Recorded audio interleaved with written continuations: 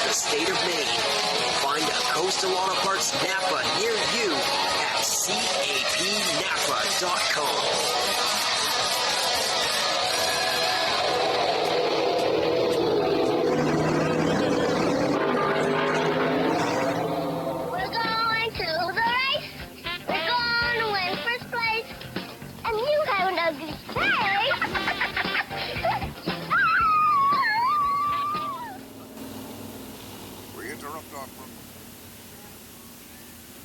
All right, let's start things off with Jonathan Emerson. Second place last week. Just a little bit of a heartbreak there. A late race caution took it away from you. On top of the speed charts here today. So Jonathan, how are you feeling? You got this 24 dialed in pretty much as good as you can get, don't you? Yeah, it's pretty good. It's kind of got the feel back to how I think I need it. So I don't know. This was a heartbreaker last week, but that's racing. That was last week, so hopefully this week we can get out front, lead some laps, and hopefully change the narrative from last week.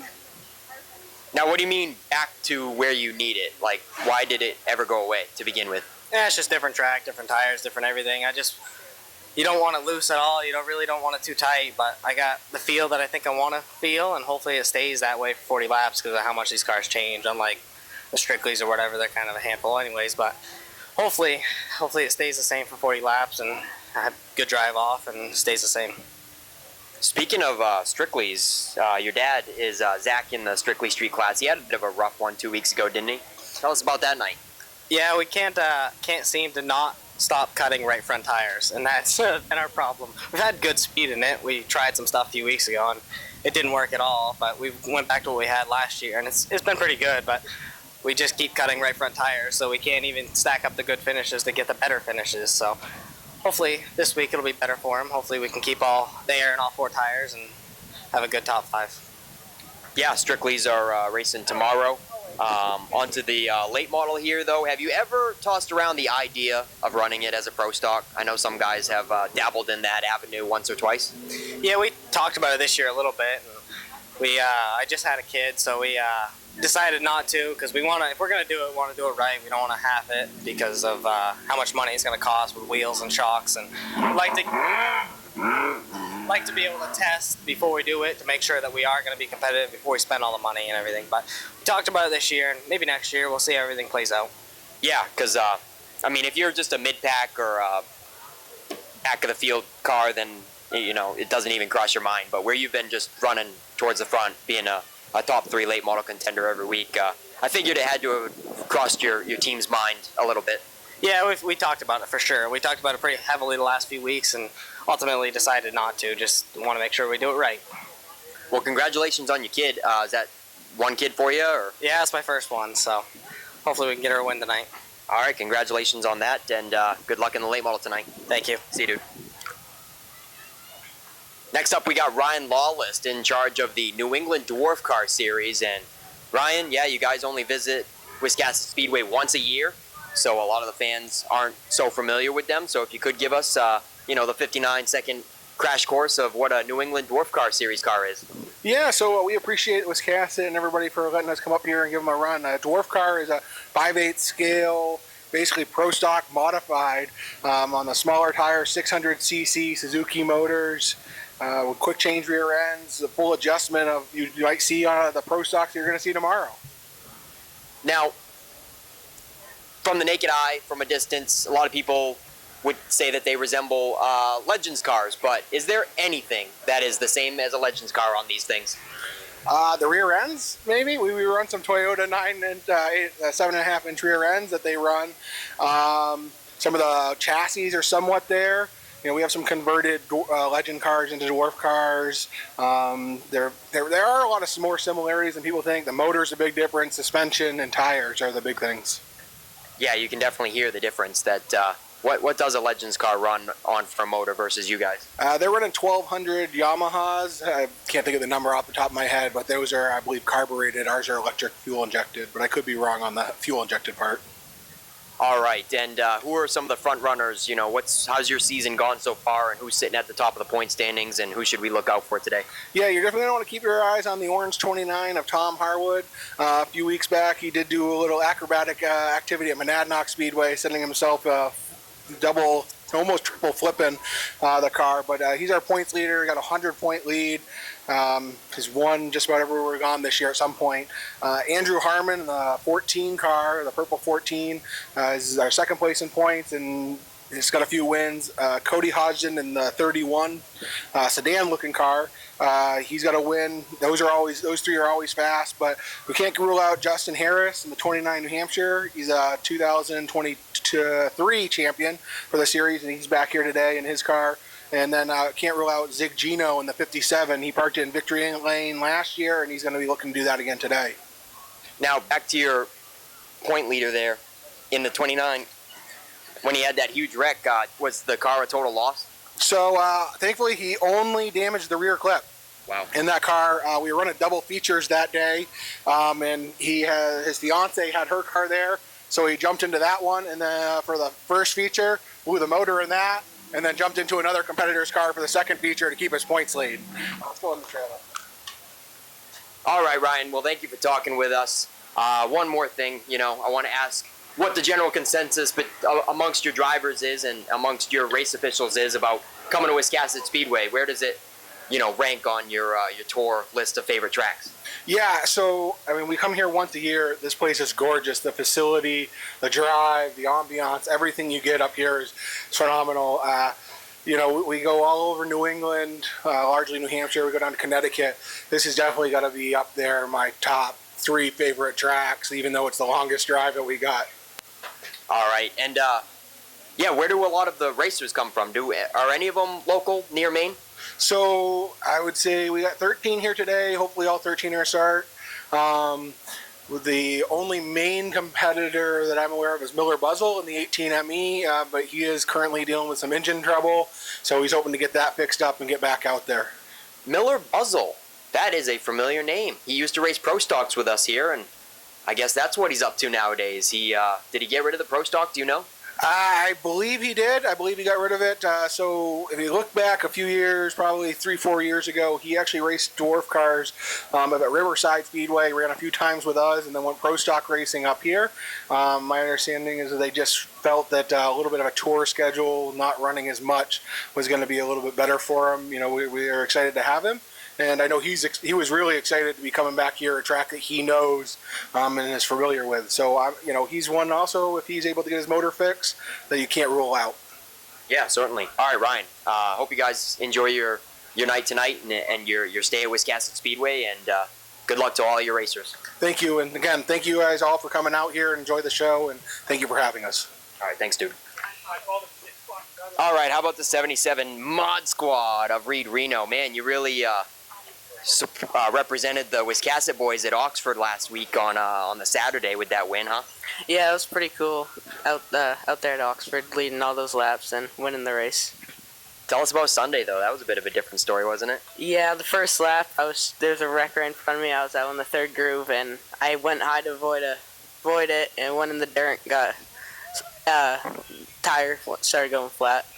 Oh, dang. Yeah, that's no good. What about tonight? I heard you go out for practice, and it really sounds like you got an exhaust leak going on or some sort of ticking. What's that all about? Yeah, we think the motor's blown, so we're trying to get our other car here real quick, and yeah, trying to start the race to get those 20 points. Oh, man. Well, that's a wicked bummer. What other car are you guys talking about? The black number 7? Yeah, my dad's modified that Brody Wharf raced up at Oxford last weekend, so hopefully we can get over here and get those points. Man, yeah, that's a bummer. Yeah, I saw you go out for practice and heard an awful racket from it. So, what do you got in it? A 602 crate? You think she's blowing up on you? Yeah, I believe so. All right. Well, Reed, hope you can get the backup car over here and maintain your points. Yeah, thank you. All right, see you, dude. Bye. And again, speaking of some Wiscasset regulars that represented us on Oxford 250 weekend on the Friday, Kevin Douglas won his pass heat race and started on the pole for the big 150. So it was a little bit of a short-lived excitement there, Kevin. How long did you last in the race before the big upset? Yeah, I think it was like lap 89 or 90. It just stunk. I mean, we were running, right there near the top 5, and car was competitive and felt like we had a top 5 car, and things just didn't work out. I got spun and then obviously got collected and knocked the rear clip off the car, so that wasn't the way we really wanted to do it. Yeah, and I know we got a bunch of keyboard warriors out there. Everybody's seen the video replay. I mean, this is your chance to tell us your take of what happened to start the spin, and then, after, in the middle of the spin, when Mike Hopkins made contact with you and you kind of rolled across the track. You can tell us your point of view from the situation. Yeah, I mean, I had gone around the wiring on the outside, and I tried to get by Trevor, who was right in front of him, and kind of petered out a little bit, and went to fall back in between them, and I was clear down the back stretch, and I drove in easier than Joey did, and he just got to my left rear and hit my tire, and it just jacked the car sideways. I didn't really have a chance to even save it. Had he got my rear quarter, there would have been more give than there is when you hit right on the rear end. So, and then I tried to just spin it around so I could keep going, and it ended up rolling down the track. And the thing with Oxford, you race back to the line. So I don't know if Mike was trying to get back to the line, and it causes more chaos than is really necessary, because they don't just lift when the caution comes out. So unfortunate for him, unfortunate for us. It's just a racing deal. And I mean, until you get in a race car and you do it, you try to make your best decision at the time, and it's not always the right one, and you live and learn, but sometimes it is the right choice. So it's just unfortunate for everybody involved. So yeah, that Friday incident hindered you from making a 250 attempt on Sunday, but all new body on the car this week, a little bit cleaner on the graphics, just to get it here. It's not about looking good, it's about going good. So you feeling confident for tomorrow's Boss Hogg? I mean, we tested yesterday, and I really have no complaints. I mean, the car was good. Obviously, I mean, I'm thankful that people like Jeff Taylor that got the thing in Monday and went ripping and tearing on it and got the thing completely done. And people like you doing the lettering and helping out and getting that done, so we can at least make it look good out there. But I feel like we'll have a good piece, and I'm really looking forward to tomorrow. All right, Kevin Douglas. He's won the Boss Hogg before. We'll see if he can do it again tomorrow. Good luck, Kevin. Thanks, buddy. See you guys. All right, ladies and gentlemen, good afternoon and welcome to Wiscasset Speedway on this beautiful Saturday afternoon here in Mid-Coast, Maine. Day number 1 of the Boss Hogg weekend doubleheader here at Maine's biggest and fastest.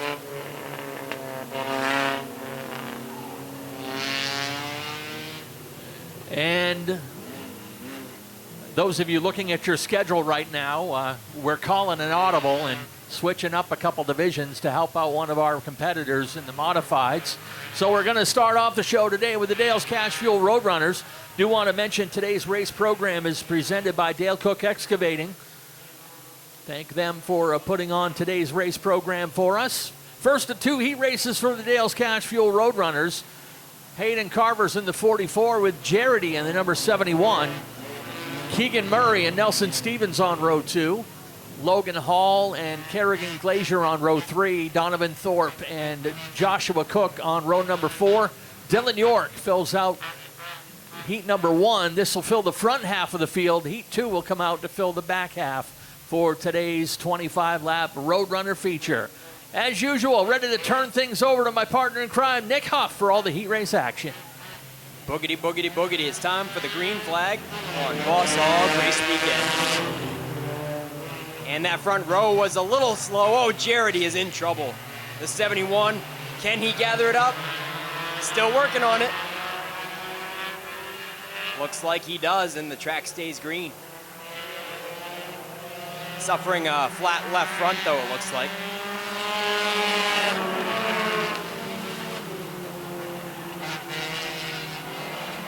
The 44 was also on the front row of Hayden Carver, and he has suffered some damage as well from that 3-wide incident.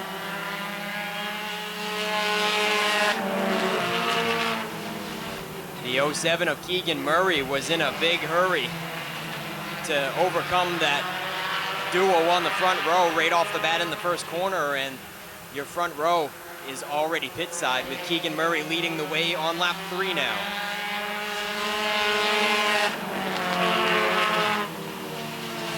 Kerrigan Glazier in the 99 is certainly closing up the gap. Inching ever so closer to Keegan Murray, the rookie in the 07. Glazier looking to the top side. 4 laps complete now.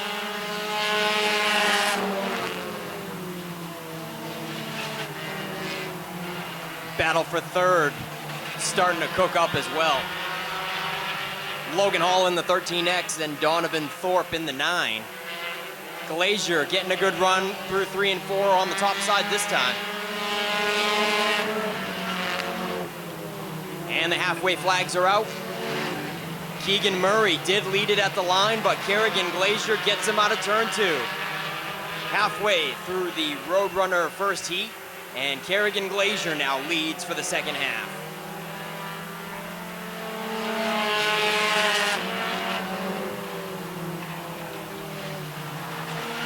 Keegan Murray in the 07 riding around in second with no challenge from the rear. Logan Hall takes back third as Donovan Thorpe in the 9 had third at the line last time, but Logan Hall quickly takes it back.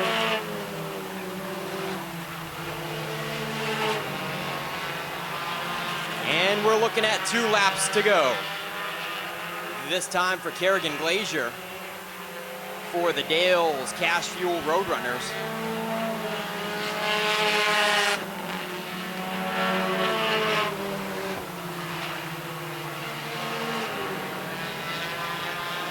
Two qualifiers for the Dales Cash Fuel Roadrunners. 1 to go for Kerrigan Glazier for this first segment.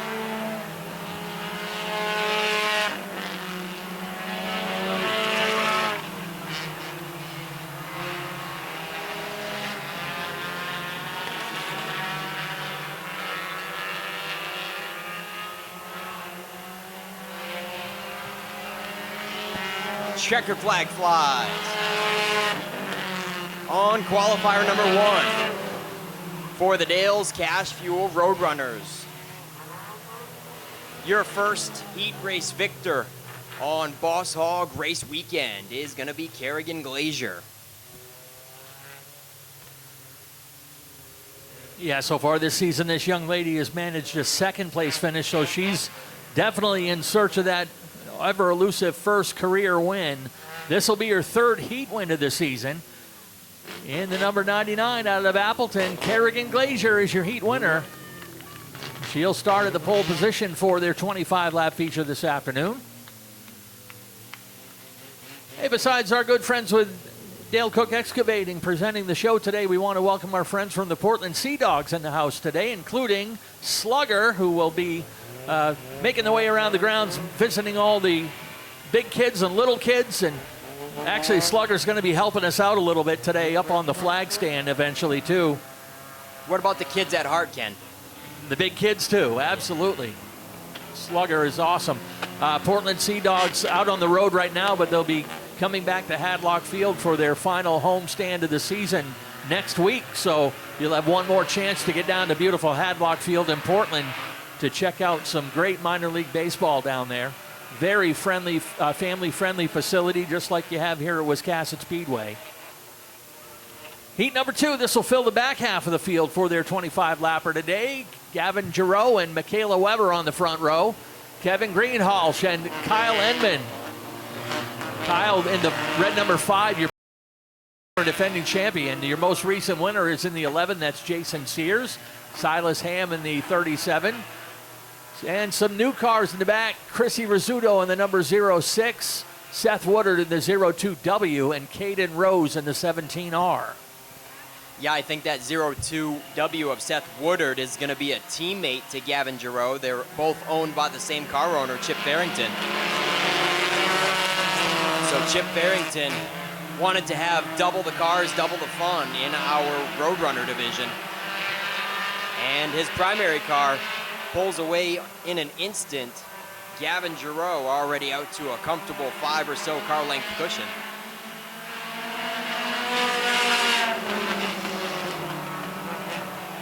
the 0F of Kevin Greenhalgh, fending off the rest of the field as they are side by side on the rear bumper. Jason Sears versus Chrissy Rizzuto.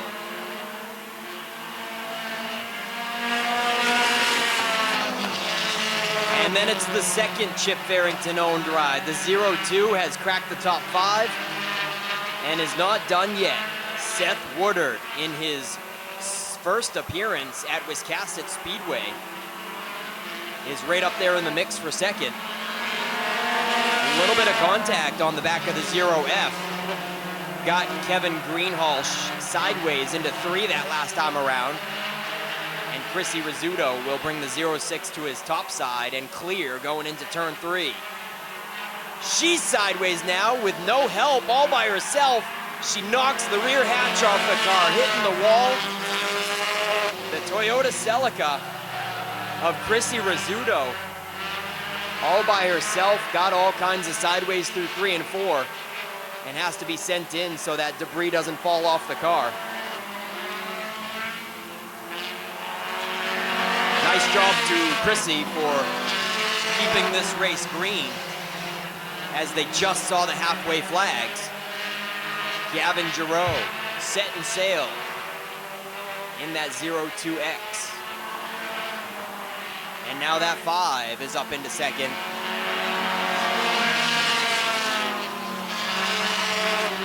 Kyle Enman in the 5 won the most feature wins last year and the championship, and he has broken free of the field. But without a caution, it's going to be quite an impossible feat to catch up to Gavin Giroux. Seth Woodard in 3rd with his first appearance around Maine's biggest and fastest track. Got a little sideways last lap around, but he has settled into a nice rhythm there in 3rd now. And we got 2 laps left for Gavin Giroux.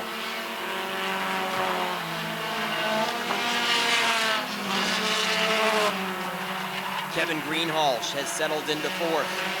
And the most recent Roadrunner feature winner in the 11, Jason Sears, settling into the top 5. One more circuit around for Gavin Giroux. A multi-time feature winner this season in that yellow Toyota Celica. Kerrigan Glazier picked up heat number 1, and heat number 2 is going to go to Gavin Giroux.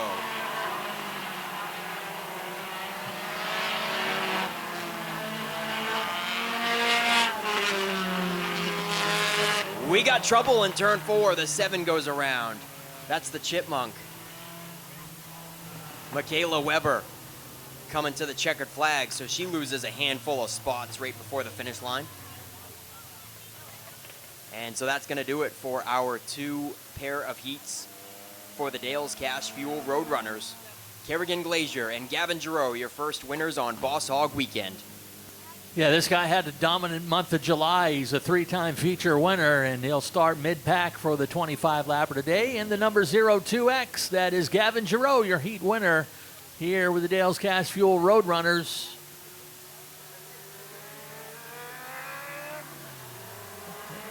And we kick the beehive. Time to bring out the New England Dwarf Car Series.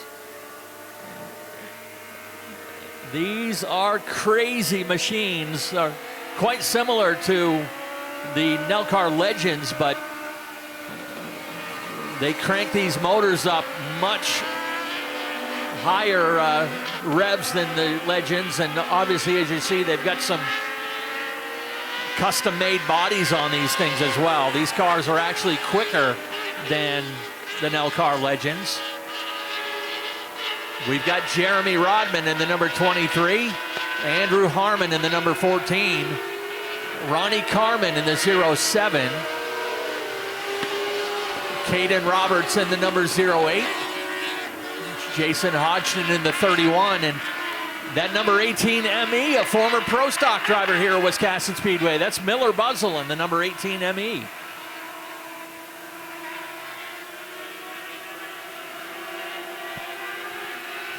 We're ready to turn them loose on Boss Hogg Race Weekend.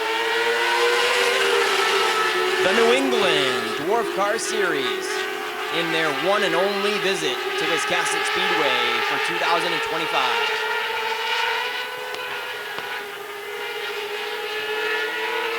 First lap around is led by the 14, Andrew Harmon.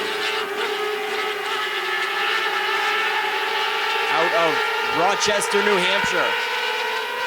Checking out early. Followed by the 08, Caden Roberts.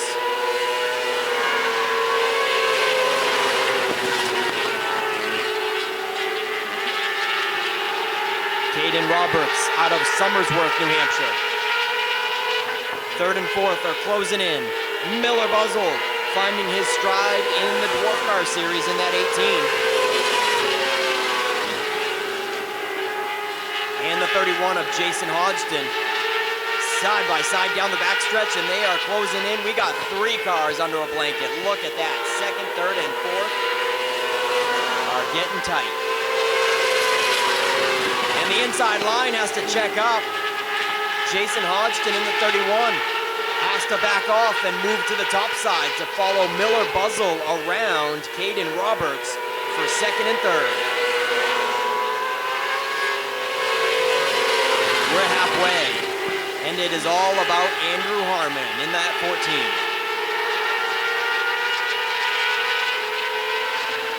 Fastest lap time for your leader is 16.59. And now how about Miller Buzzle in second? He's only able to click off a 17 flat. We are looking at about 4/10 of a lap difference for the 14 versus your second place runner, Miller Buzzle in the 18. 16.59 versus 17 flat. The 31 looking to the inside to snatch second away as the laps are winding down. 2 laps to go. Jason Hodgson in the 31 to the inside of Miller Buzzle. And he's going to take it. Coming out of turn 2, your new second place runner is the 31 of Jason Hodgson. Jason Hodgson is out of Center Barnstead, New Hampshire. Miller Buzzle out of East Baldwin, Maine. And the checkered flag flies to the other New Hampshire native up front, Andrew Harmon. Checkered flag flies on the first qualifier for the New England Dwarf Car Series. And it goes to Andrew Harmon. Jason Hodgson with second. Miller Buzzle third. Fourth goes to Ronnie Carmen. And rounding out your top 5 is Caden Roberts in the 08. But how about this guy for the first qualifier? His nickname is Handy. It's Andrew Harmon, ladies and gentlemen, in the 14. Give him a round of applause.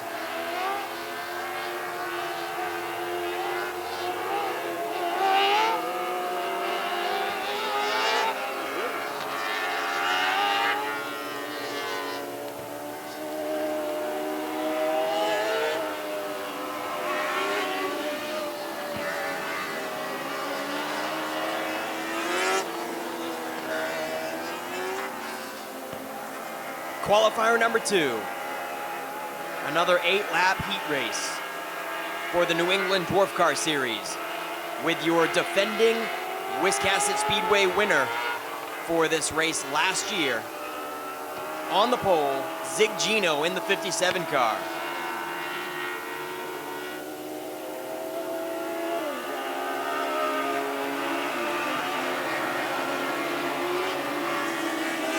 On the outside of him is going to be the 72 of Kenny Scott Jr. Row 2 will have the 29 of Tom Harwood versus the 0 of Chris Sullivan. And row 3 has the 31 of Cody Hodgson versus the 29 of Justin Harris. 8 laps for the New England Dwarf Car Series, looking for that green this time.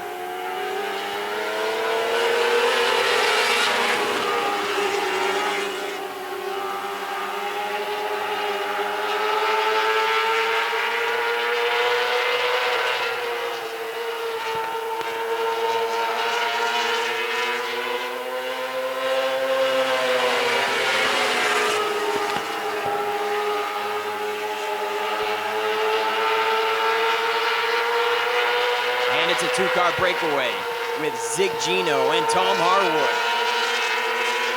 Gino up high in turn 4, opens up the bottom for the orange number 29. Harwood filled the inside for just a moment, but Gino has a good run down the front stretch and takes the lead clean and clear once again in the 57.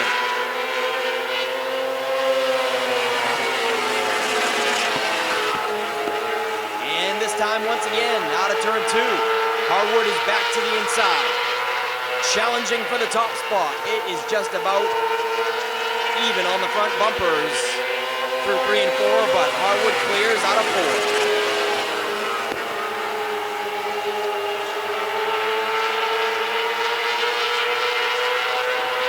This is your points leader in the 29 for the New England Dwarf Car Series 2025 Championship campaign.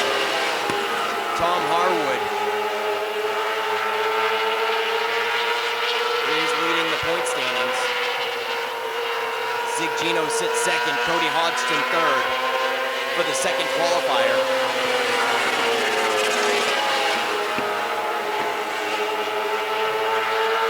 Tom Harwood is out of Derry, New Hampshire. Zig Gino out of Canterbury, New Hampshire. And Cody Hodgson is out of Pittsfield, New Hampshire for your top 3. All New Hampshire natives in this one.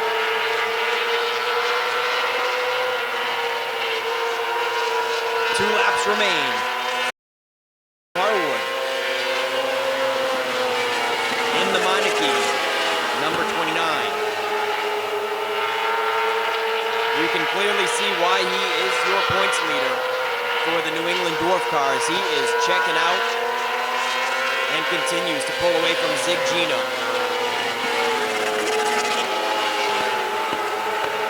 Tom Harwood able to click off a 16.4. Your last heat race winner was a 16.5, so Harwood certainly the fastest dwarf car here in qualifying. Tom Harwood clicking off 16.4s with Zig Gino clicking off 16.6s pretty consistently and settling for second in the second qualifier. And third place goes to Cody Hodgson to wrap up the 2 qualifying heat races for the New England Dwarf Car Series. Yeah, that 29's a stout piece here today, and he picks up the heat win. Top Gun, Tom Harwood out of Derry, New Hampshire is your heat winner. These guys turning, as Nick said, 16.4s, 16.6s in that range, and pretty equivalent to Super Street times here at Wiscasset Speedway. And now it's time to roll out today's Spotlight Division. They were set to start the show, but we were trying to save things for one of our competitors, and they're rolling off the pit pad.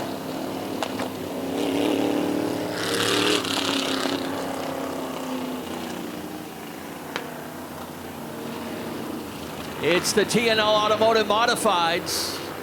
They're running a 50-lap feature today. This is a non-points race for these guys today.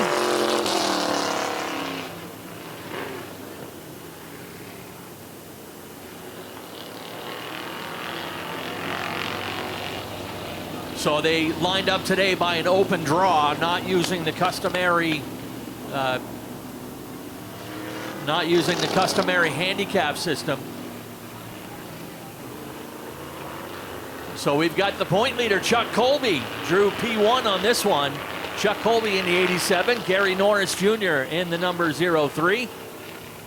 44 is Jeff Meserve out of Saco, Adam Chadbourne out of Woolwich in the 1. He's your reigning modified champion.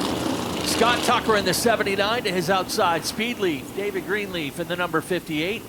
Faith Cleaves in the number 89, and Reed Reno in the 77, trying to piece things together as they prepare his backup car for the feature this afternoon.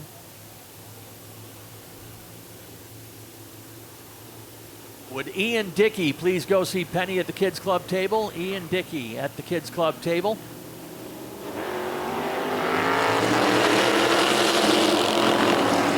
Yeah, seems like Reed Reno is still waiting on the backup car to get here, so He brings that smoky 77 out here to collect some points. I'm pretty sure race director told him just to take one race lap and call it a day. Oh, he's on fire, folks. Reed Reno is blowing some serious flames in that 77. Yeah, they're going to bring out the red flag for that situation.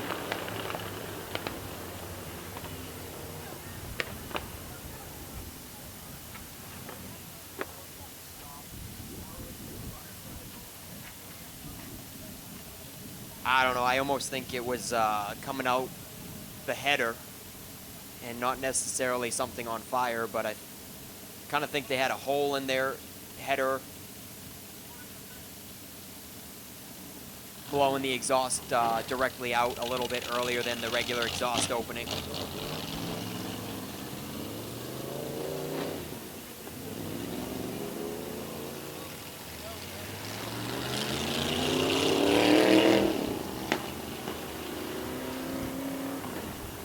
Yeah, they knew this was going to be an uphill battle for the 77 of Reed Reno. You heard us talk about it in the pre-race interview. They're trying to get a backup car here for him to actually be competitive in the feature, but is he leading the point standings, Ken? He's right up there in the point standings. I know they're just trying to get all the points that he can get.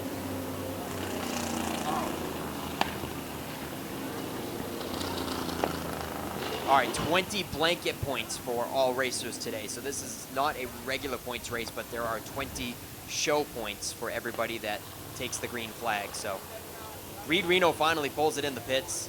He should get some heat race points for taking the initial green. I think that's all they wanted to do, all they wanted to accomplish.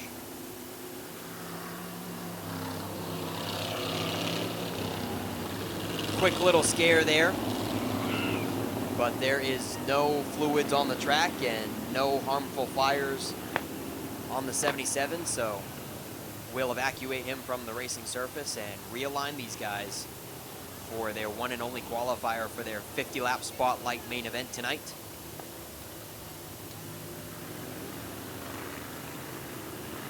And the modifieds are brought to you by T&L Automotive out of J, Maine. Owned and operated by the Melcher family. They are racers just like these guys. Not just working on cars, but they support Wiscasset Speedway as well with a race car of Logan Melcher. So T&L Automotive of J, the official partner of our modified class. We're going green this time. Green flag is out.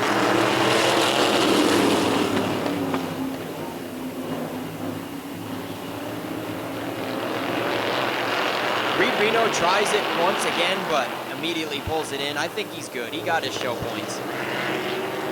Chuck Colby in the 87 leads over Adam Chadbourne. Followed by David Greenleaf. David Greenleaf in the 58 is our official Kids Club bike sponsor for today.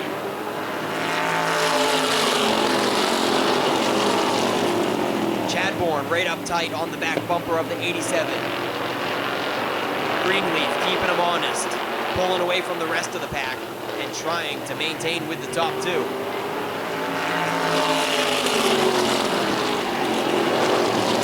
Sideways down the front stretch, Gary Norris in the 03 is struggling a little bit with Tucker all over his behind in the 79. Oh man, Norris gets below the curve, out of turn 4, contact is made into 1, and this time Gary Norris goes around, and the 44 goes around. We got trouble with Jeff Reserve.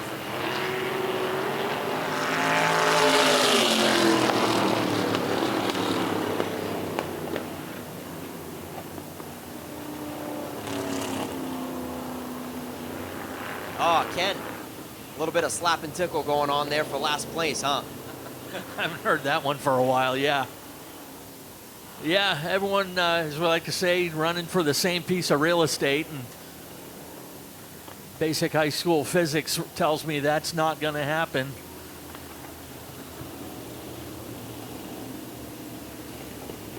And Norris and Tucker kept going, so the caution officially out for the 44 of Jeff Meserve.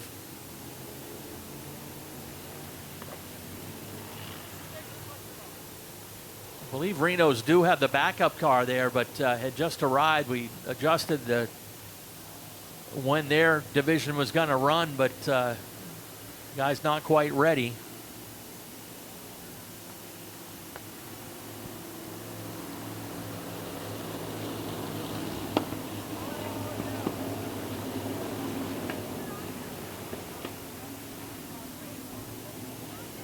Once again, just in case Ian Dickey didn't hear his name called, we want Ian Dickey to head down to the Kids Club.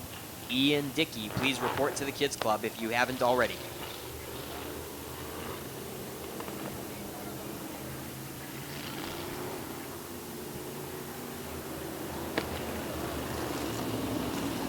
All right, so the caution being called officially for all three cars, as they all three had a hand in the situation. Jeff Meserve in the 44, Scott Tucker in the 79, and Gary Norris in the 03 to the tail.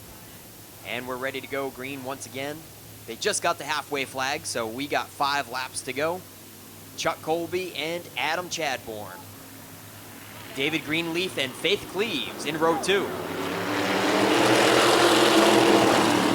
Chadbourne on the top side gets a good jump on the start. Chuck Colby wants to keep a nose in there, but Chadbourne is going to clear him into turn 3. He'll get to the inside apron and lead lap 6.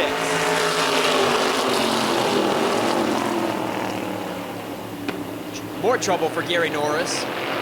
He's way up at the top of turn 4, trying to head down pit road and let this race resume. 3 laps to go. Colby not letting Chadbourne get out of sight. But Chadbourne is putting a little bit of cushion in between them. 2 to go.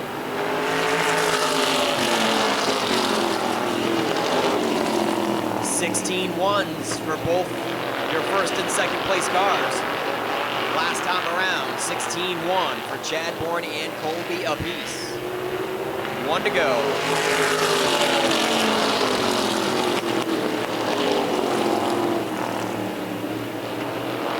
Colby probably letting Chadbourne have this one now. As the laps winded down, Adam Chadbourne picks up the checkered flag.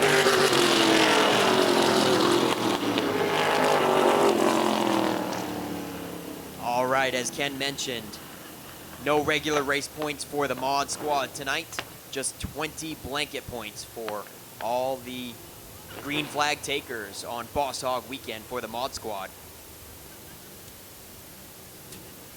Yeah, this guy coming off his 80th career win just a couple, 4 weeks ago, and looking to see what he can do here in the big race today. And the number 1 out of Woolwich, Adam Chadbourne, is your heat winner.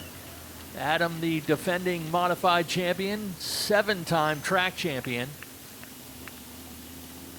Hey, folks, I know I haven't mentioned this, and I better before I get in trouble. Robin downstairs has got the brand new Wiscasset Speedway Boss Hogg T-shirts for sale downstairs at the souvenir booth. Get them while supplies last. Want to thank Wallace Roofing for presenting the big doubleheader weekend. So get your 2025 Boss Hogg 150 T-shirts downstairs at the souvenir booth.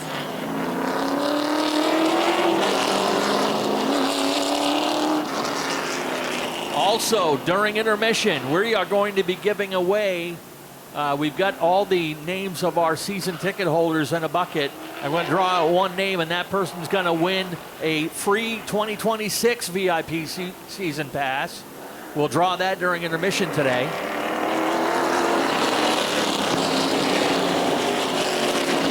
Lineup for this one is Randy Barker and Brent Ashton Burgess and Colton Jabuk on row 4.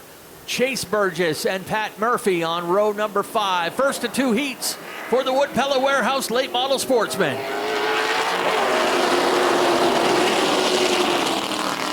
And a good start all the way down through the field. Still 2 by 2 except for Brent Roy. He breaks free from the clutches of Randy Barker. And these may possibly be some of the first laps this season we've seen led by the 26 of Brent Roy. That's going to be a good confidence booster for him. Love to see Brent leading the way right now, but Ben Niles going to break free from the pack and try to reel in that 26 car. Randy Barker, all about the defense right now. Alex Waltz to his top. David Getchell all over the back bumper. 3 cars battling for 3rd, 4th, and 5th.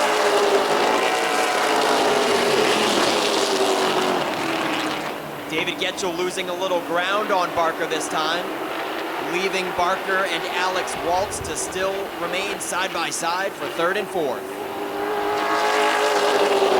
Alex Waltz almost loses it out of 4. Nice save by the 00. And Ben Nile has certainly closed in on Brent Roy. Look at that 72 car fly. We're halfway in the first qualifier. Dave Getchell is going to snatch 4th away from Alex Waltz. And then here comes the rookie. Ashton Burgess is going to crack the top 5 in car 34. Brent Roy and Ben Nile leading the way. And Ben Nile gets a nose in there. Brent Roy, I wouldn't consider that a chop. Ben Nile kind of pushed the situation a little too far going into turn 1 there, so I'm happy that nobody spun. Ben Nile goes to the top side this time. Great racing up front. A dead heat down the backstretch. With 2 laps to go this time at the line, the 72 Ben Nile has a nose advantage out of 4.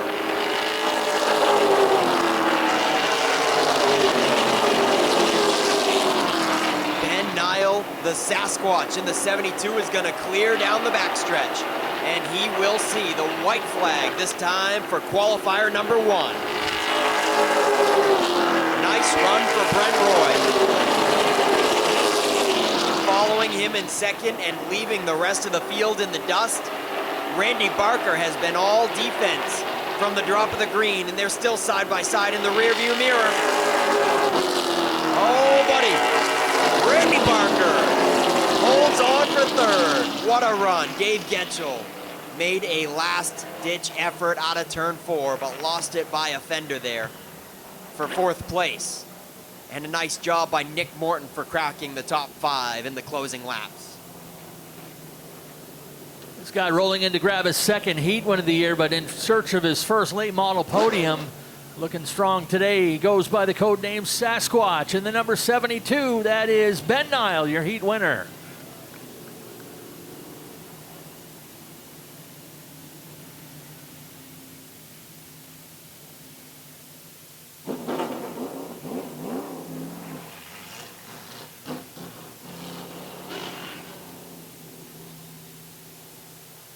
Heat number 1 fills the front half of the field. The high handicap drivers, including your top 3 from the most recent race, roll out for heat number 2.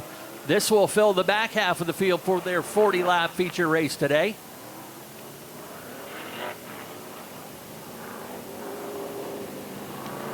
And we've got a rule here at Wiscasset Speedway with divisions with a large car count like this, that if you win a feature race at any point during the season, you can no longer start in heat number 1. So all the winners are here in heat number 2, regardless of what their handicap says. You've got former champion Will Collins and the number 25 out of Waldoboro that was outside the reigning late model champion Frankie Moulton out of Pittston. Tiger Colby in the 78, Brett Osmond in the 05, Brandon Fowler in the 72, Shane Clark in the 21, Ryan St. Clair in the 51, Jonathan Emerson in the 24, Daniel Harding, the point leader, in the number 38, and making his late model debut today in the number 47, that is Ben Burgess. Yeah, buddy. He has won 3 Strictly Street features this season. He sounds like he's ready for a late model already. We're going green. Will Collins and Frank Moulton. Feature winners this season. Will Collins leaves Frankie in the dust. Tiger Colby rises to the challenge on Frank Moulton now. And that 78 car is going to have a nose up at the line. Frank Moulton not done yet, though. He is not giving up second that easy.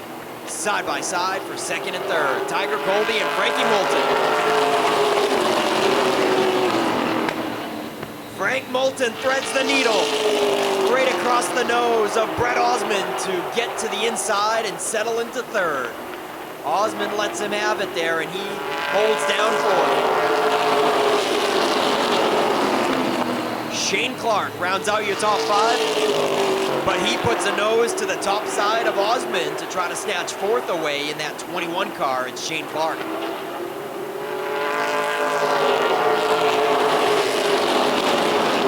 Just outside the top five is the 51 of Ryan St. Clair, who we see on rare occasions. We're happy to have him join us on Boss Hogg weekend in the 51. And just behind Ryan St. Clair is Jonathan Emerson, last week's second place finisher in the 24. Looks like he's just out there riding around for a solid, clean heat race finish. Doesn't want to risk stoving the car up in the qualifier. Back up to that second place battle, though. It continues to be between Tiger Colby and Frankie Moulton. And flagman Mr. Sturgis pointing the warning flag at Frank Moulton, I do believe. Or maybe it was Tiger, I'm not 100% sure, but both of them were beating and banging the last lap around. Here we go again. More contact is made out of turn 4 between them. Frankie Moulton really trying to push the situation on the inside of the 78. We're looking at the white flag this time. It's led wire to wire so far by Will Collins.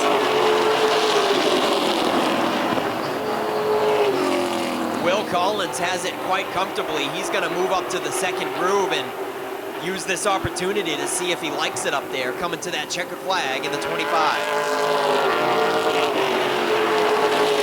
Oh, real close at the line for fourth. It goes to Shane Clark by inches. Shane Clark in the 21 on the top side edges out Brett Osmond for fourth, and fifth goes to Osmond.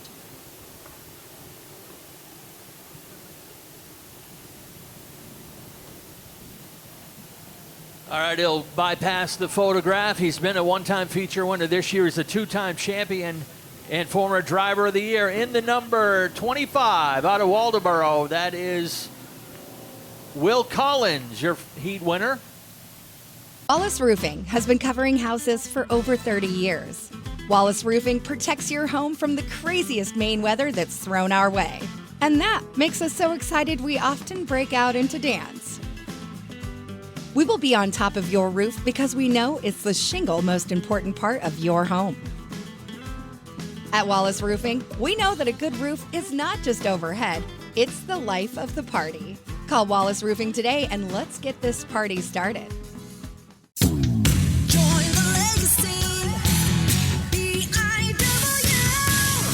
Time to consider your future begins today. Entry-level trade positions now starting at $23.50 an hour and up to $28.19 an hour with experience. Same incredible benefits and career growth opportunities from high school graduation to an exciting career change. This is your time. Join the legacy.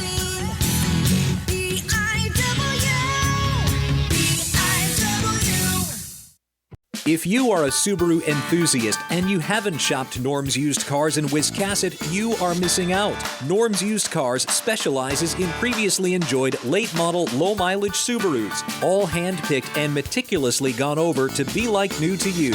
And with over 100 Subarus on the lot starting at $49.95, they have a great selection too. Experience the difference at Norm's Used Cars. That's not the norm.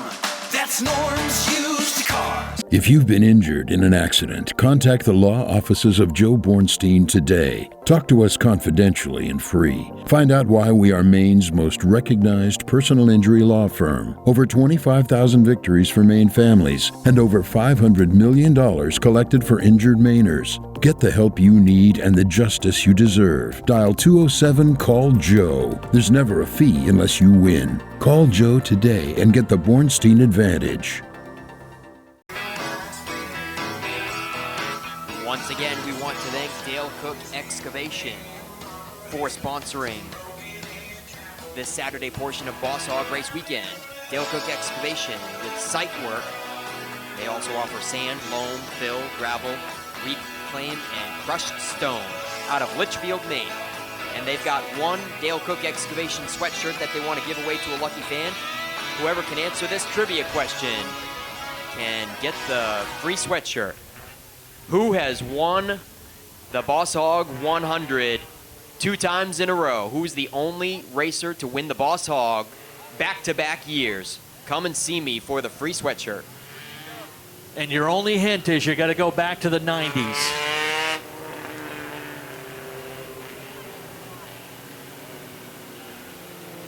Come see Nick at the top of the stairs if you got a guess.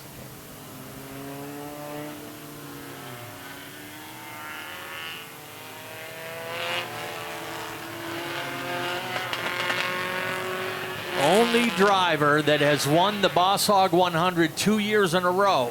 There's 2 or 3 guys that have won it twice, but only one guy has won it 2 years in a row. And you got to go back to the 90s. That's the only clue I got to give you. Roadrunners out to run, and as I said, we've switched up the division so that our spotlight race will be out after. Thank you. Our spotlight race will be out after the Dwarf cars. So 25 laps ahead for the Dale's Cast Fuel Roadrunners. We've got Kerrigan Glazier and Keegan Murray on the front row. Then comes Donovan Thorpe and Dylan York on row 2. Josh Cook and Nelson Stevens on row 3. Hayden Carver and the one and only Jarity on row 4. Your July driver of the month, Gavin Giroux in the 02 with Logan Hall in the number 2X. 7M, Michaela Weber, Kevin Greenhalgh in the 0F.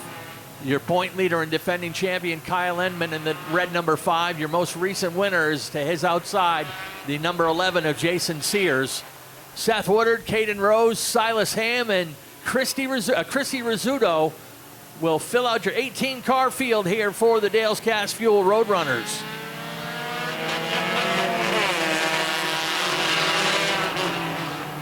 And of course, we're scrambling 3 wide already at the drop of the green.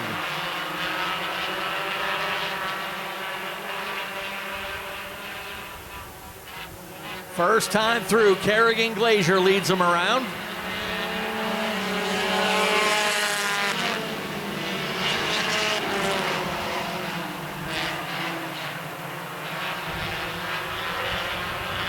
Trouble up there at top of turn number 1 and 2. That's the 37. Got knocked out of shape. That's Silas Ham.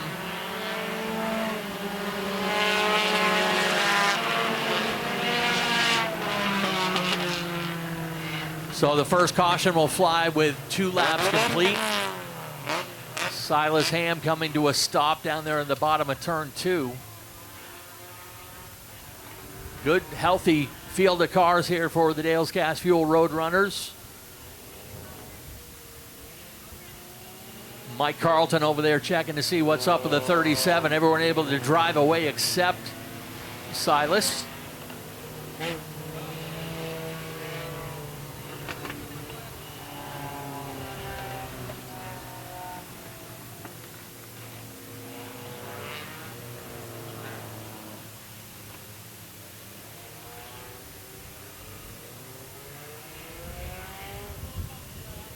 I don't think Nick's got an answer yet, but we'll have to see. I see the wheels turning in some people's heads, but the only driver to win, back at the time it was done, it was the Boss Hogg 100. And the only driver to win it 2 years in a row.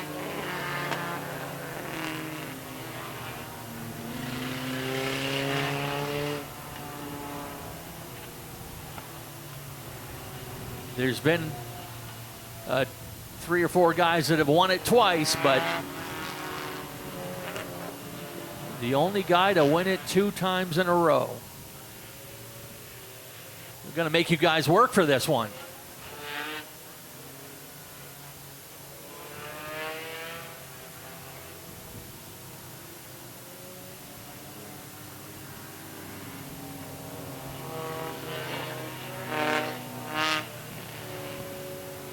Race control getting the lineup correct. We should be ready to get back underway in just a moment.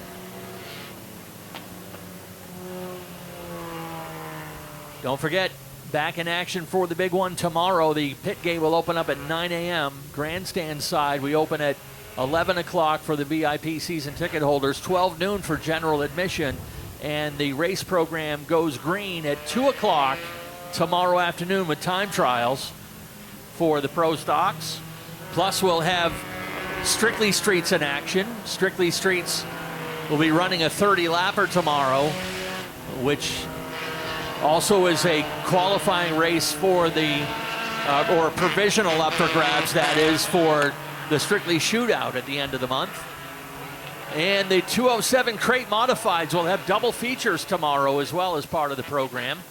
And if you wonder what a 207 crate modified is, that beautiful number 68 machine down there behind the grandstands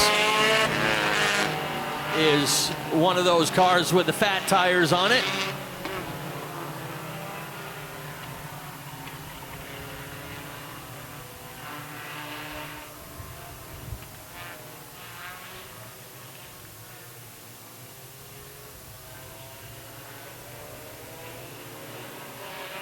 Lights off on the pace car, ready to go back at it with 2 laps complete out of 25.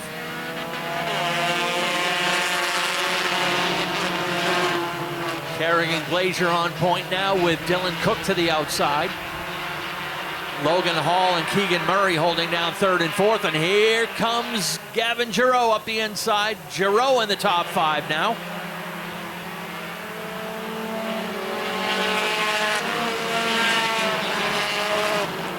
He started 10th and he's already worked his way up into 5th. Working on the 0-7 of Keegan Murray. Little contact, but Giroux backs out of it.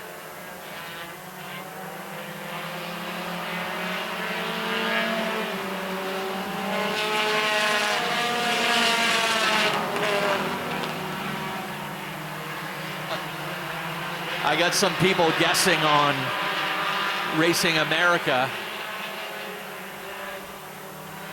I appreciate you guys chiming in.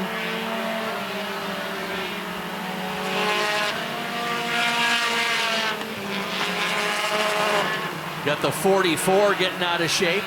Back on track now, that's Hayden Carver.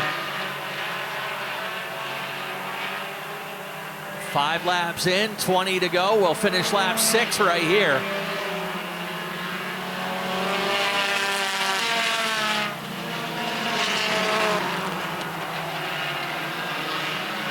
Big scramble of cars back in the field. Rizzuto goes around in the 06. Problems on the 07 as well.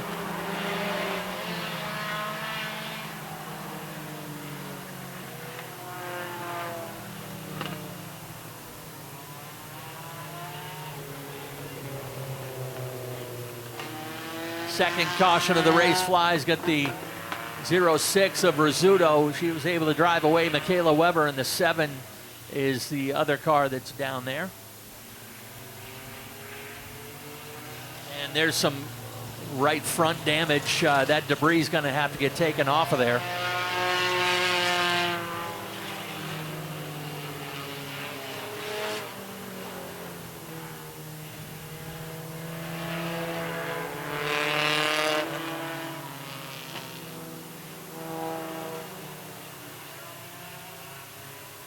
Got a couple cars looking like they're getting ready to head to the pits. Rizzuto on the 06 and Jason Sears on the 11. Sears was your feature winner 2 weeks ago, and he's got some right front damage on that number 11.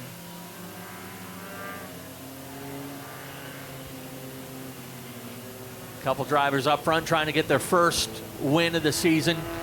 Kerrigan Glazier in search of her first career win. Dylan York was a winner last year, but looking for his first checkered flag of this season. And as we had mentioned, Gavin Giroux, a 3-time winner this year. Hey, Ken, we did get a winner of the Dale Cook Excavation sweatshirt. You did? Congratulations to Ken Kelleher. Got the answer right with Stan Meserve, was the only back-to-back winner of the Boss Hogg race back in 94 and 95. Stan the man, that's right. We've got, as I said, a few other drivers have won it twice. Tracy Gordon has won it twice. Darren Ripley twice. Mike Hopkins has won it twice. But the only driver to win it back-to-back, Stan Meserve, 94, 95. Yeah, and if a lot of people are wondering why we only recap like the recent 10 years on the Facebook, well, there was a large gap where the race didn't happen. So we kind of just have good recaps and records on the last 10 years for the most part. But 2002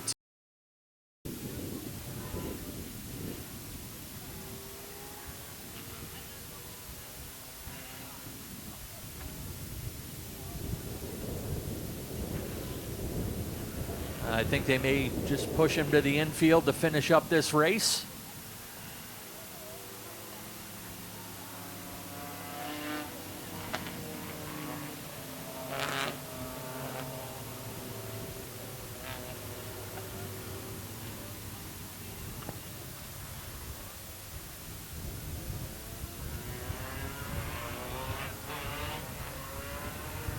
Our weekly Roadrunners are brought to you by Dale's Cash Fuel. At Dale's Cash Fuel, it's about service, quality, and trust. Their service is to provide the right products at affordable prices, where they aim to deliver them at a reasonable time frame to ensure that your home or space will be heated throughout the year. Quality consists of experienced customer service representatives and drivers who are passionate about providing you with the best possible experience. They are always there to answer your questions and help you with all of your heating oil needs at Dale's. They have autofill services and delivery options. You can trust that you won't run out of heating oil when it matters most. Connect with Dale's Cash Fuel on their website to find their delivery area and current pricing for heating oil and K1. They even offer senior citizen and military discounts. On the web at dalesoil.com. Once again, that's www.dalesoil.com for Dale's Cash Fuel. Looking for that green flag once more. Pace car heading in. Green flag is out. Here we go.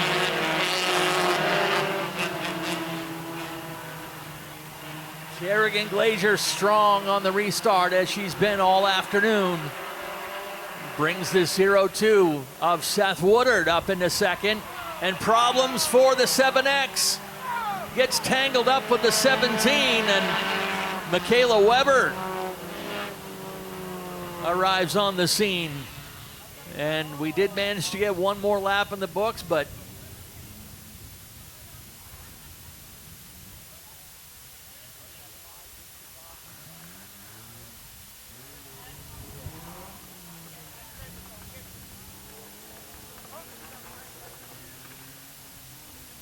couple drivers able to drive away. One of them, Dylan York, he had been running second for much of the race, but his day will come to an end early. Michaela Weber heading down pit road. And the hook will need to go over there on the 17. Caden Rose in his first appearance.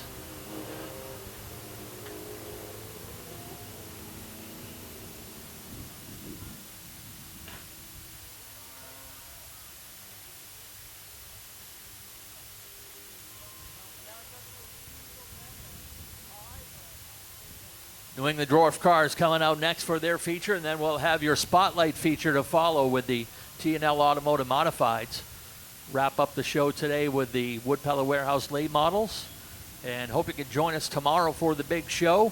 Same price, just $5 to get in here on the grandstand side.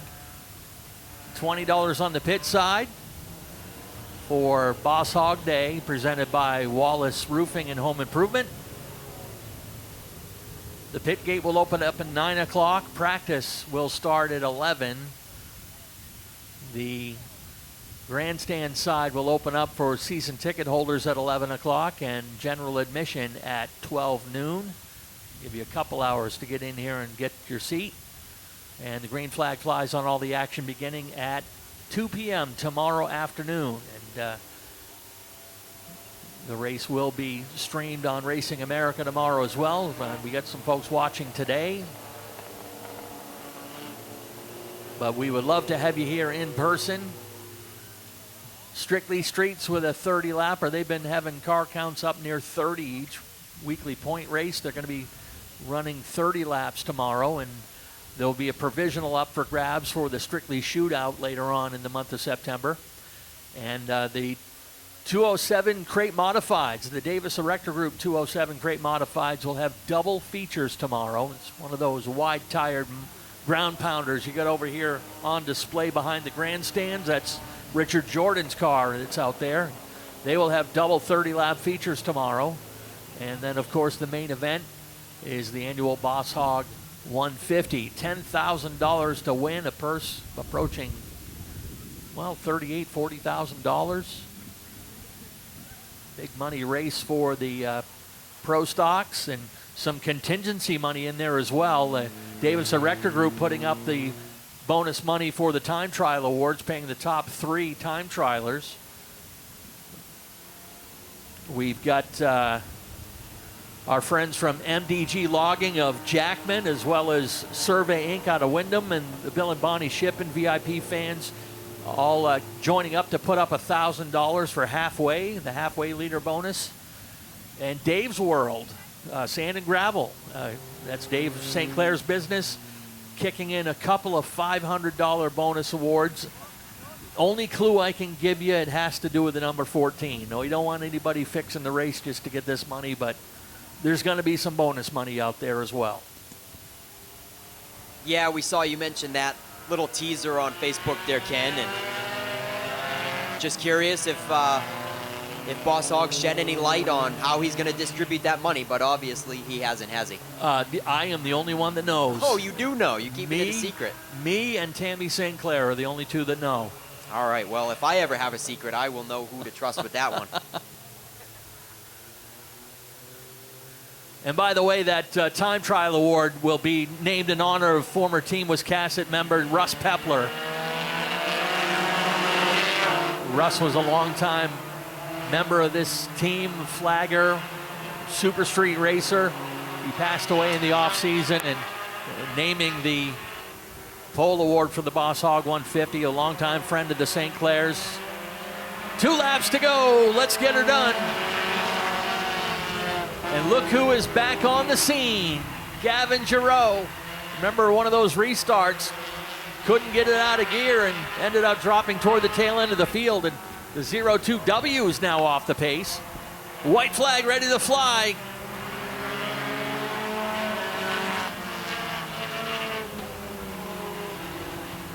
Kyle Enman keeping pace as well in the number 5. Giroux's looking on the outside here in the final lap. He'll set up outside of the number 99. Checkered flag is ready, and here comes Kerrigan Glazier to get her first win.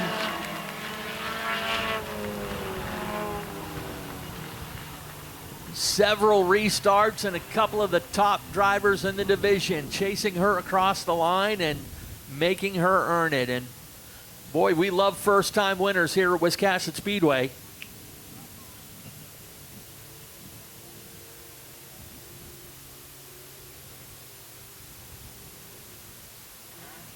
We love first-time winners here at Wiscasset Speedway, and we're going to get to celebrate with this young lady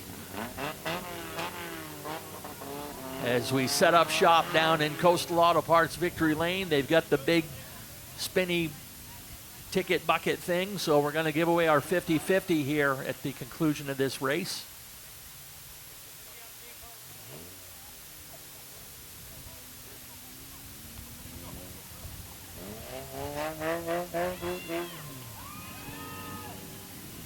And I'm quite sure Dad and the rest of the family will be over here as quickly as they can make it over here. Kerrigan, the young daughter of former champion Jeremy Glazier, who was a former Super Street champion here, and as of late, an occasional Strictly Street racer.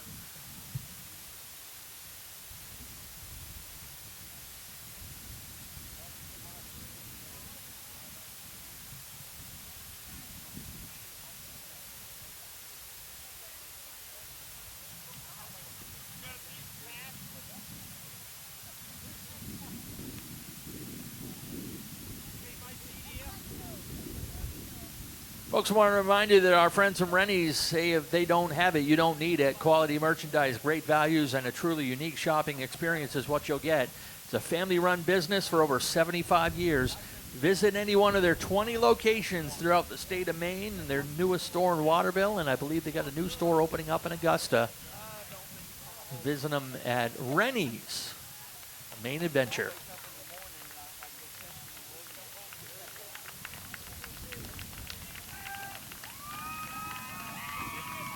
As I said, we love first-time winners here at Wiscasset Speedway, so make sure you give this young lady a nice round of applause when she hops out. Parking it in P1 today.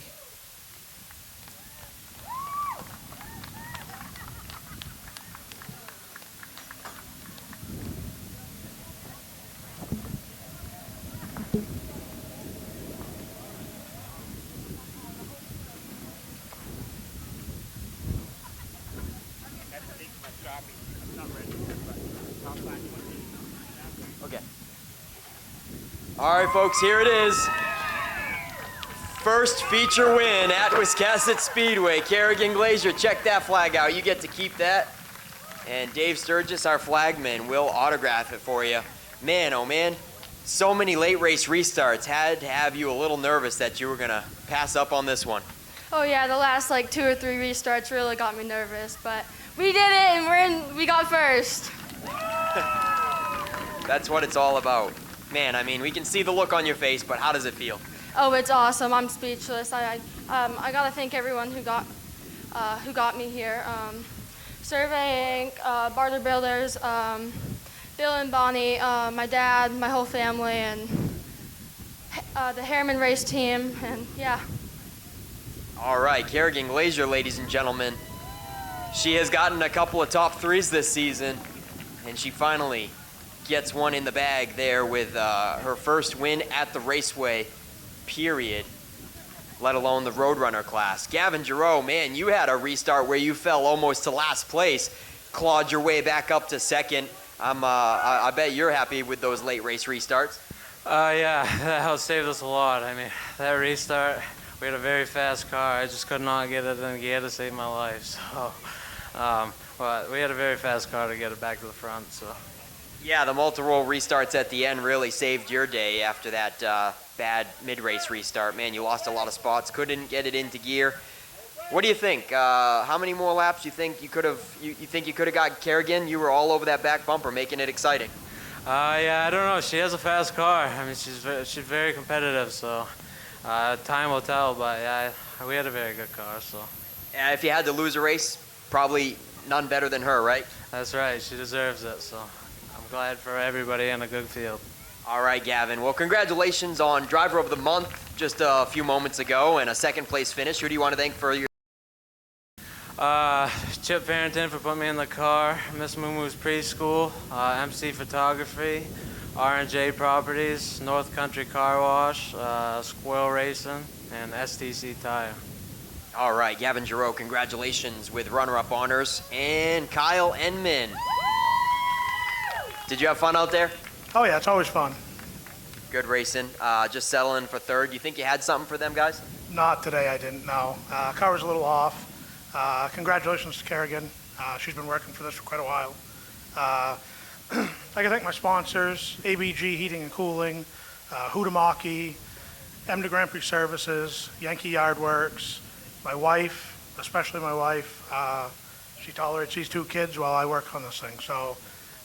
My father, my mother, Devin, everybody, yeah.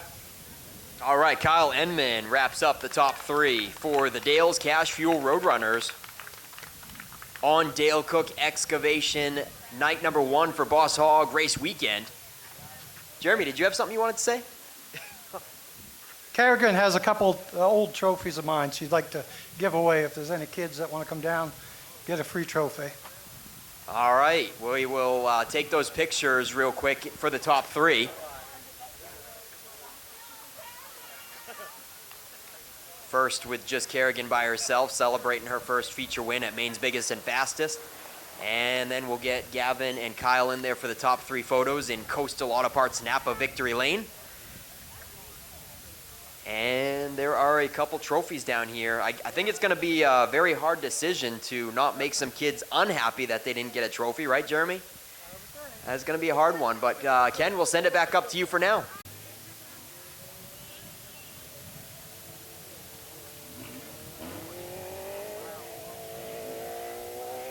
All right, race director Ryan Lawless tells the New England Dwarf cars to roll on to the speedway. Well, we got one of them. I think Sleepy wasn't ready.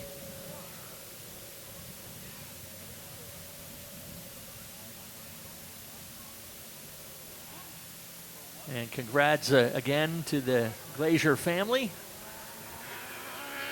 Here they come. 30 laps, the feature race this afternoon for the New England Dwarf cars, making their only main appearance.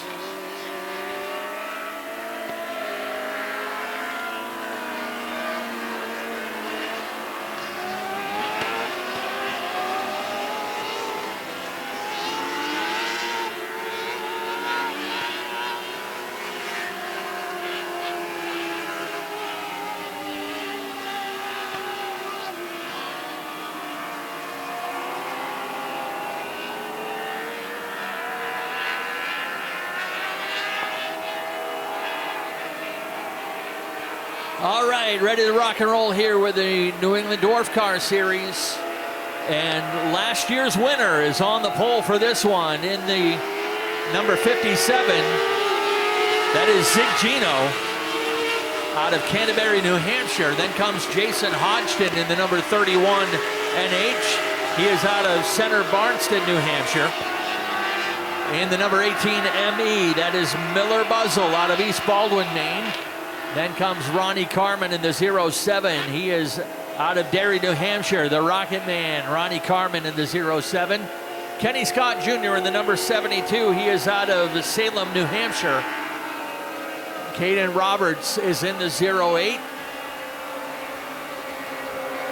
Caden out of Somersworth, New Hampshire. Chris Sullivan in the 0 out of Barrington, New Hampshire. Jeremy Rodman in the number 23. Jeremy from Gilmanton Ironworks, New Hampshire. Cody Hodgson in the 31. Andrew Harmon in the 14. 29 is Tom Harwood. He's your point leader. Top Gun Tom Harwood out of Derry, New Hampshire in the 29. He's got a long way to go to get the checkers on this one. Then comes the number 44 of Adam King. Adam out of West Newfield, Maine.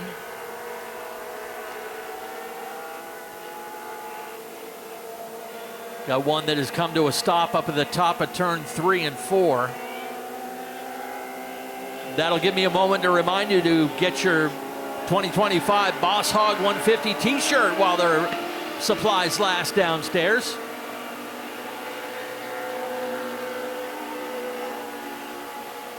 Robin has got them in sizes from small to 3X, and they are $25. You can see Robin down at the souvenir booth for that. Again, while supplies last.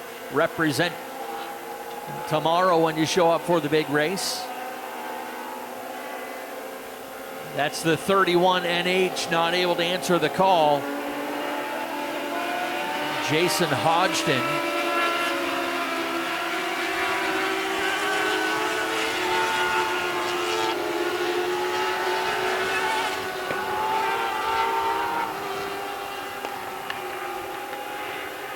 Field crossed up and ready to go. Dave Sturgis going to turn them loose this time. Race director Ryan Lawless telling the drivers to get ready. Pace car is in.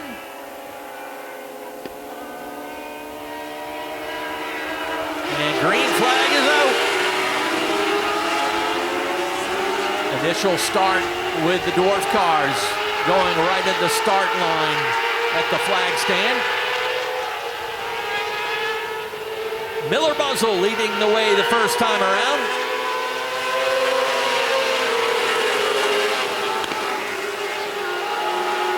Miller is a former pro stock driver here at Wiscasset Speedway. And he's got last year's winner, Zig Gino, right in his tire tracks. Ziggy pulls to the left and gets underneath to take over the lead into turn one. Buzzle shuffled back into second. Ronnie Carmen holding down third, but that's taken away from Tom Harwood.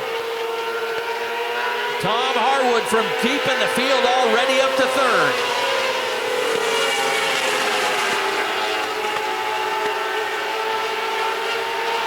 And he is on the move and hands down fastest on the track. Got plenty of room on the high side, drives around Buzzle and into second.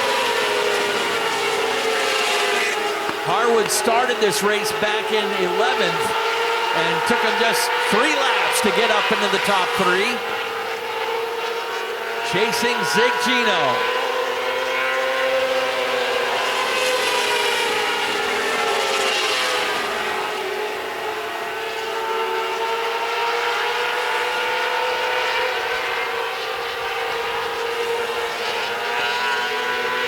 Harwood right there now to pressure the leader. Still got a good race back there for third and fourth. Ronnie Carmen's got it, but Andrew Harmon is on the inside and pulls that spot away to take over third. Harwood inside and ready to grab the lead. Top Gun, Tom Harwood in the lead. The 44 down pit road and dropping out. That was Adam King.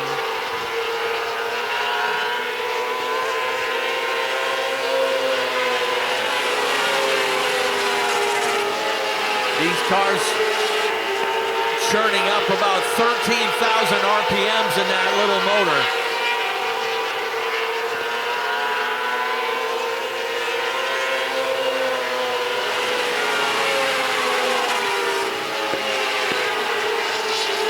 Things finally in the clear now for the third position. Andrew Harmon has taken that one over. Harmon out of Rochester, New Hampshire. Good majority of the drivers in this Dwarf Car Series coming out of the state of New Hampshire, as I said, making their only main appearance. Tom Harwood has had some good runs here at Wiscasset, but I don't believe he's actually won a race here. If he did, it was probably a number of years ago. Zig Gino, he remembers what it was like. He won this race last year.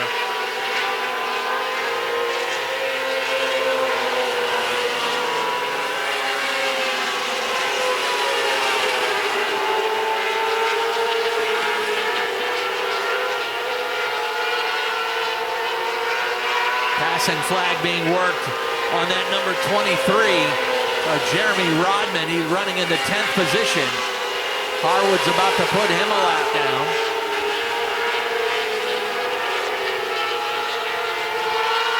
Pretty even on lap times between the top 3. They're all running 16.5s right now.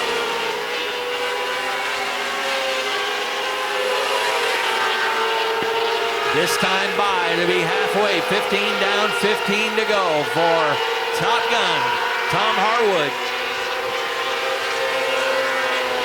Zig Gino in second. Andrew Harmon in third. Checking lap times. Harwood was actually 2/10 faster in that last lap.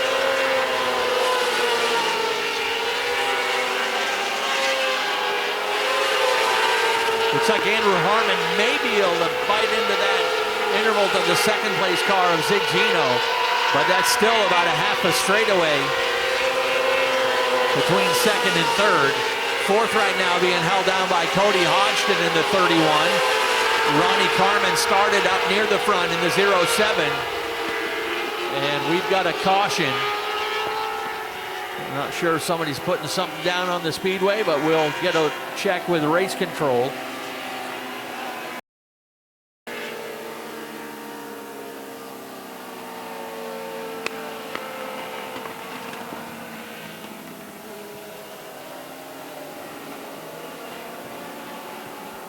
Caution is for debris.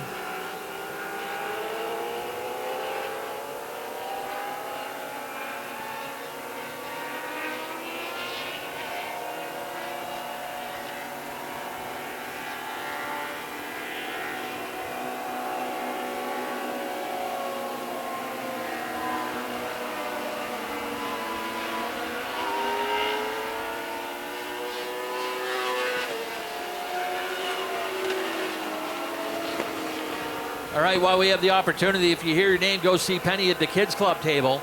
We have Liam Hunt, Wyatt Barnes, Kelsey Sawyer, Amelia Barnes, Leighton Marble, and Camden Gordon.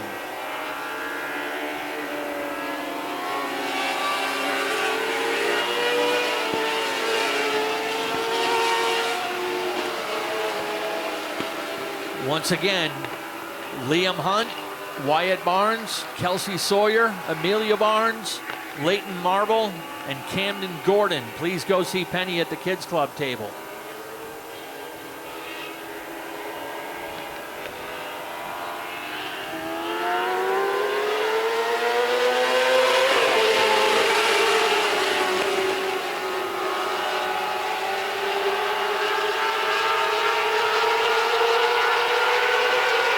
Zig Gino pays the price on that restart. Drops from second back at fourth. Outside the top five, outside the top three now. That brings the 14 of Andrew Harmon up to second, and he's pressured by Cody Hodgson in the 31. Nobody touching Top Gun Tom Harwood in the number 29. You got an orange-red number 29 out of New Hampshire. My guess is that guy was a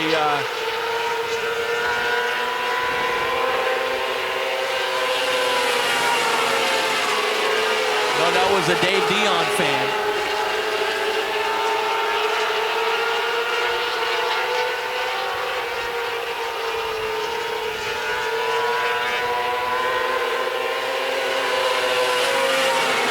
Closest battle right now is for that third position. Hodgson has got it.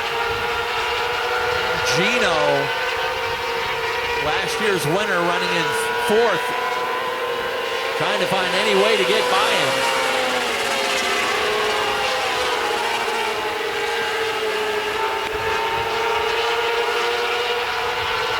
Right to the back bumper as they got to turn 3.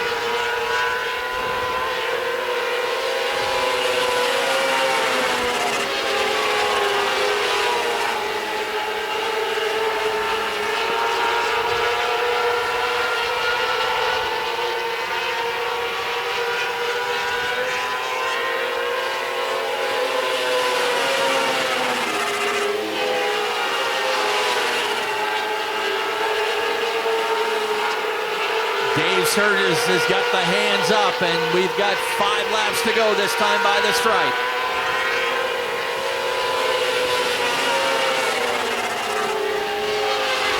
Even up on those lap times last time by. Both drivers turning 16.4s. The race to watch right now is for third place between Zig Gino in the 57 and Cody Hodgson in the 31. Gino's going to run on the inside as they get to turn 1, but Hodgson able to drive back around him.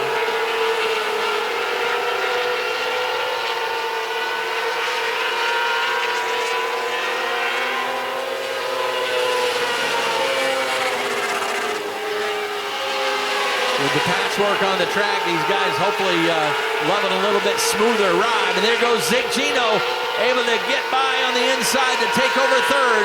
Hodgson's going to cross him over and go back at it. Third place still up for grabs.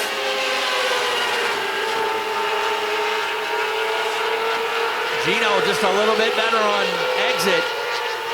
White Laundry is out and 1 lap to go for Tom Harwood.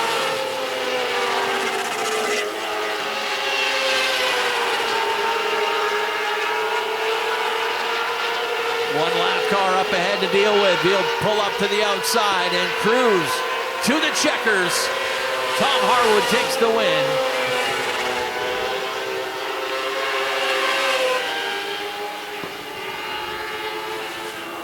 Harwood gets the win. Andrew Harmon second, Zig Gino third.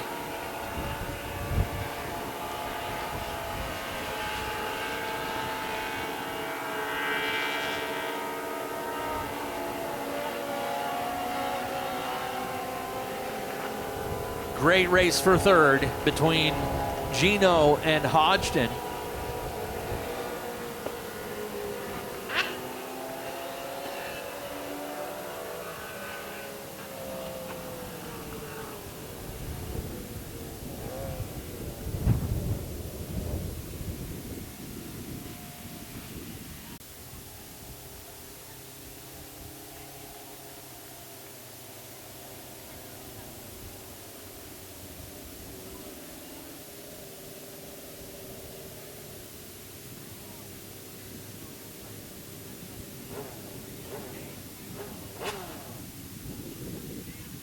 All right, good to have these guys back down here with us, and get things getting a little blustery down there, but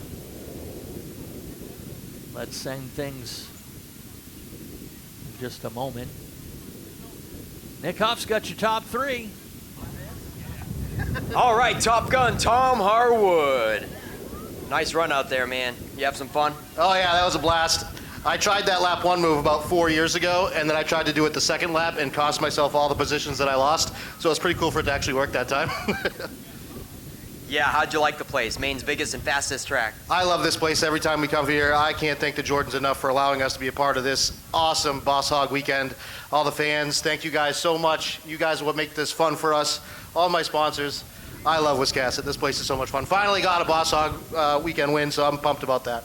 Heck yeah, man. Hey, you a big Dave Dion fan? Just a little. I don't know if you could tell. So for all the Dion fans out there, go Dion! Yeah, buddy. Top Gun Tom Harwood comes out on top this year. Andrew Harmon in the 14. I don't know, but I think you capitalized on a restart there, didn't you? Yeah, that was it.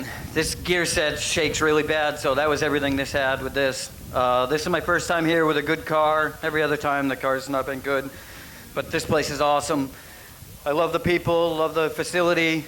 I wish I could come here all the time and race. But I gotta thank Harris Installation Services, Bumpy's Auto, Little Webb's Tire and Fuel, Student Transportation of America, the Dwarf Car Series, Wiscasset for having us, and all you fans for coming out.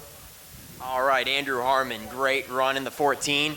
And Zig Gino, man, you made it a thrilling pass for third place there in the closing laps. You and the 31 were really having a great time. It's always fun running with Cody. I was trying to give him enough to let him know that I was there, but not enough to really mess with him. And I screwed up on that initial restart really bad. I thought we had one more to go. And so that, I don't know if that helped Tom or if it hurt him, but it's definitely hurt us. And then on that last restart, Andrew was able to get by. I got to thank APR Towing, Clear Choice MD, NW Painting, Gino's Concrete Pumping, my mother-in-law Paula, my wife Claire. I lost 2 of my dogs this past week, so this was for them. Good run. Yeah, you won last year's race here on Boss Hogg weekend and third for today. So is Wiscasset one of your crowd pleasers? It's always been a favorite for me. It's a lot like some of the old tracks that I used to run. The Jordans have a wonderful facility here. I was gonna, if I had finished second, I was gonna tell Tom I let him have it, but just to mess with him. But it's a great place to run. This always a great crowd, great fans. I'd come back here every week if it was 2 hours closer. All right, Zig Gino, ladies and gentlemen, wraps up the top 3 for the New England Dwarf Car Series. And Tom Harwood in the 29 went into this as the points leader, so he will obviously maintain that points championship lead for the 2025 standings. And we'll get the top 3 in front of the 29 for some Coastal Auto Parts Napa Victory Lane photo opportunities at Wiscasset Speedway. Coastal Auto Parts has been in business since 1981, and they have 30 locations across the state of Maine for Napa Auto Parts. You can find the nearest one around you at www.capnapa.com for a full listing of Coastal Auto Parts locations. Ken, back up to you.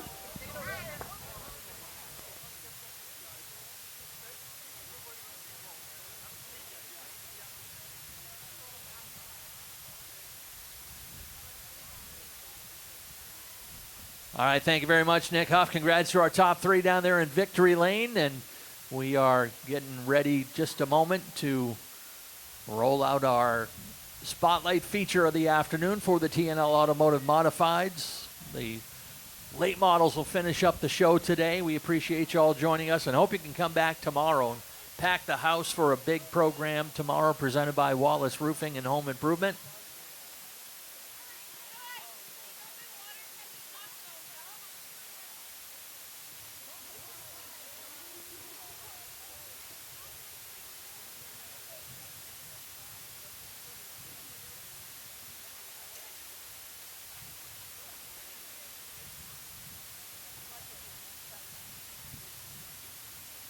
Wallace Roofing has been covering houses for over 30 years.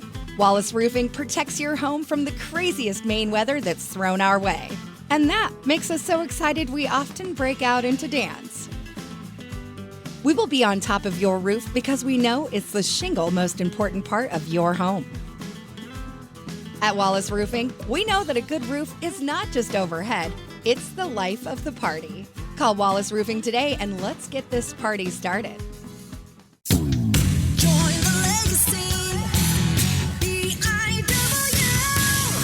Time to consider your future begins today. Entry-level trade positions now starting at $23.50 an hour and up to $28.19 an hour with experience. Same incredible benefits and career growth opportunities from high school graduation to an exciting career change. This is your time. Join the legacy.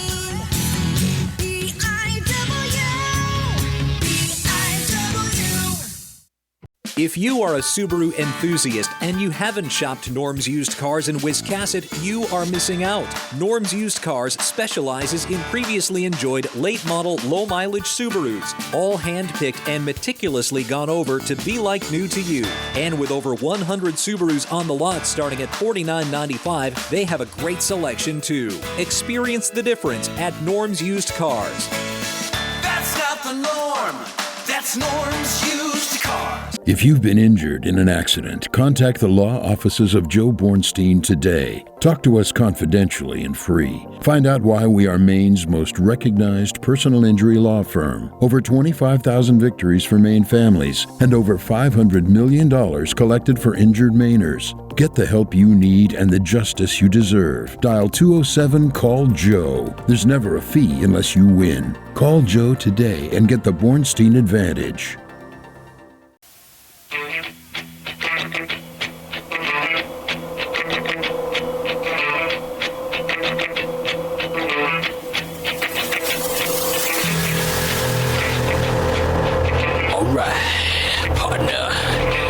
Keep on rolling, baby.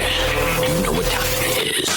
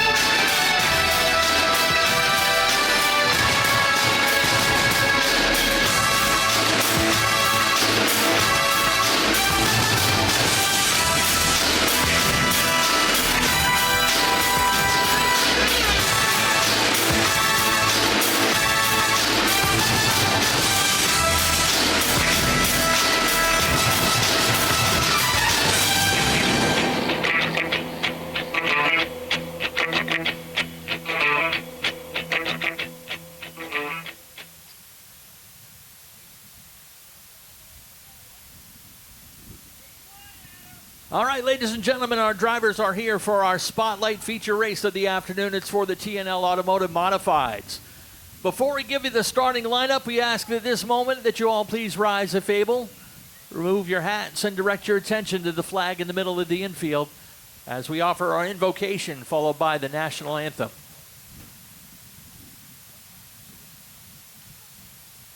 Heavenly Father, we thank you for this day. We thank you for our leadership here at this track and our racing family. Whether they're here with us today or just here in spirit, they are a special part of this family here at Wiscasset Speedway. We ask for protection over our drivers as they compete today. Please guide them with steady hands and clear vision. Watch over our fans and staff as we enjoy the race, and as always, protect those who put themselves in harm's way each and every day so that we may remain safe and free. We ask this in your holy name. Amen.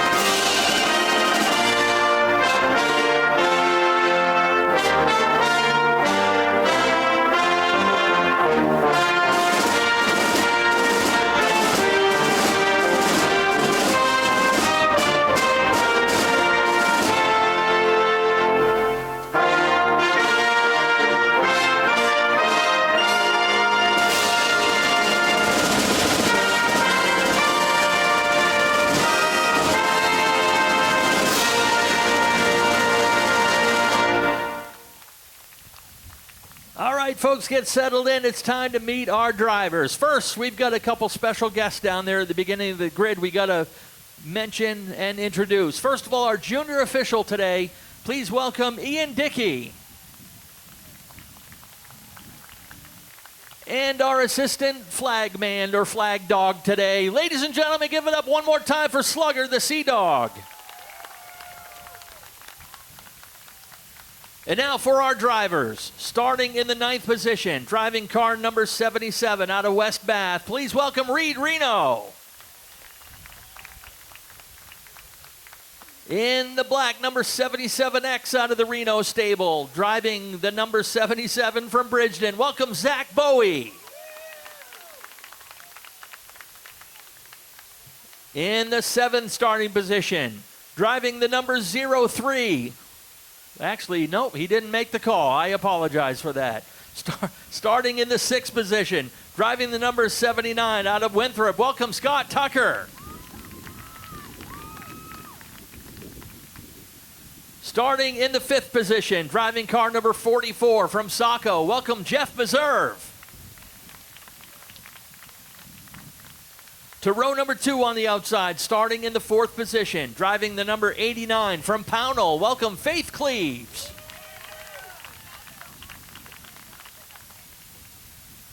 To her inside, starting in the 3rd position, in car number 58 out of Woolwich. Ladies and gentlemen, welcome David Greenleaf. And some heavy hitters starting up on the front row. Your point leader starts on the outside of the front row in 2nd. Driving car number 87 out of Dresden, welcome Chuck Colby. And your reigning modified champion starts at the pole position. In car number 1 out of Woolwich, it's Adam Chadbourne. Folks, that's your starting lineup. Let's get our drivers strapped in and ready to race.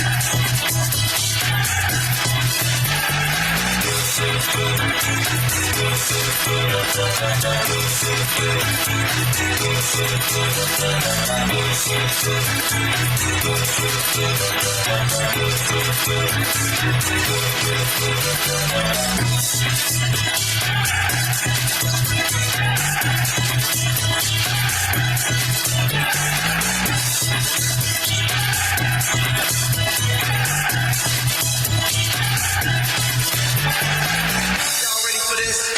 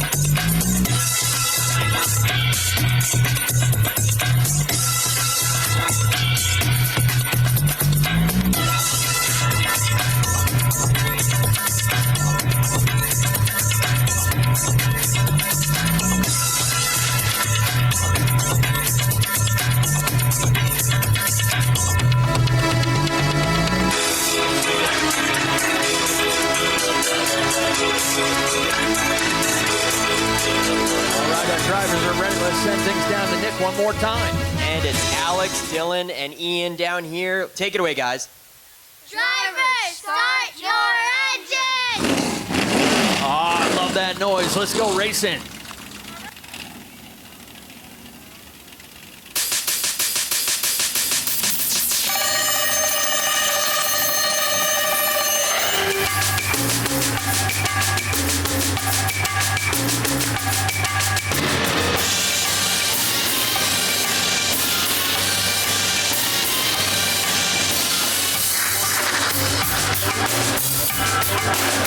You got this, Slugger.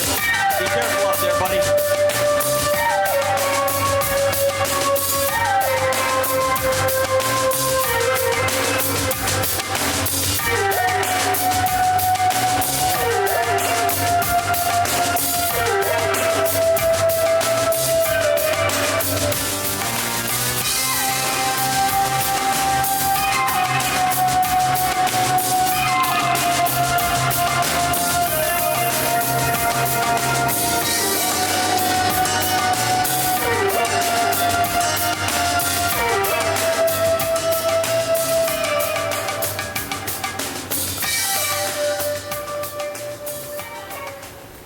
All right.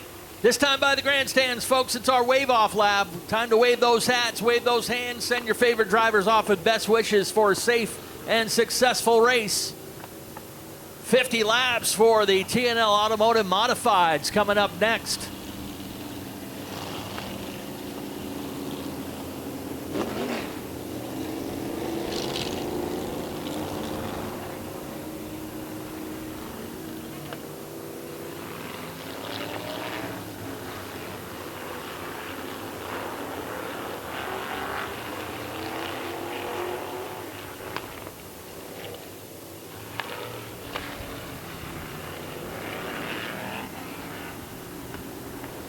All right, you've got Chadbourne inside, Colby outside.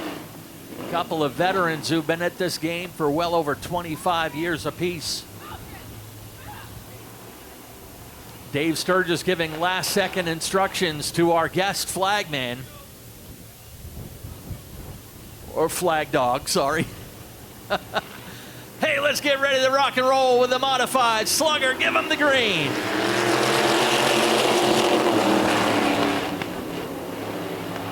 How did he do, folks? think he wants to stay there. First time around, nobody giving up any ground.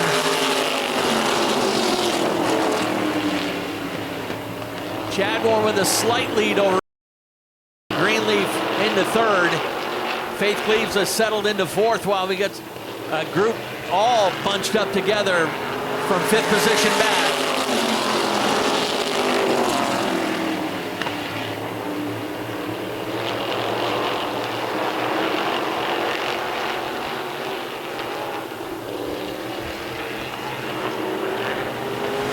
Adam Chadbourne has settled it in, and Greenleaf staying right with that lead pair.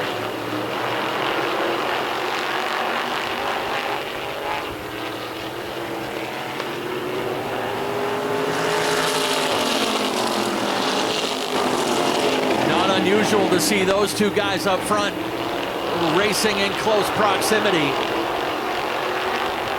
Reed Reno's on the move though. That white number 77 has already made up a few positions. Whatever was wrong with that car from practice, it looks like they finally got it back together. They weren't sure if they had lost the motor in the car perhaps.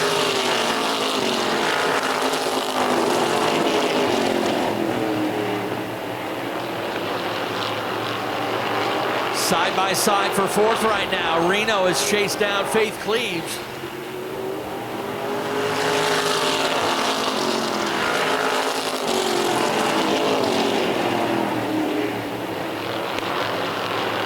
David Greenleaf in the 58. He was our June driver of the month here at Wiscasset Speedway.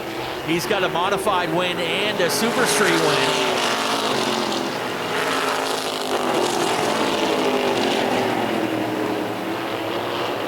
Cleaves and Reno still got a good battle going on there for fourth position. Reed able to even it up into turn 3, but Faith a little bit better on exit.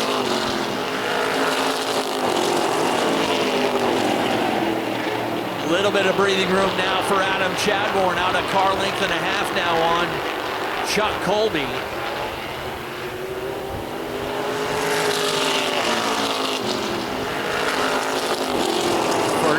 Chadbourne, he is a 5-time modified champion and 2-time Super Street champion. But Chuck Colby, as long as he's been at it for nearly 25 years plus, Colby has never won a championship here at Wiscasset. He's come close a couple times. Was in the running last year for the title. It came down to 3 different drivers.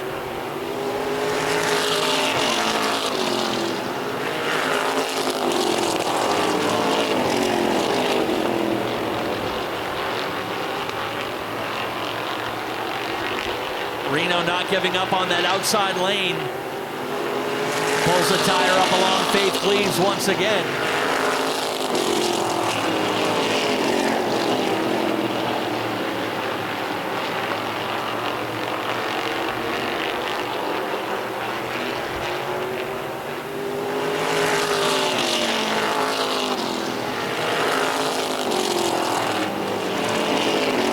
Really appreciate Zach Bowie coming to race with us today, even if it's in the Reno backup car.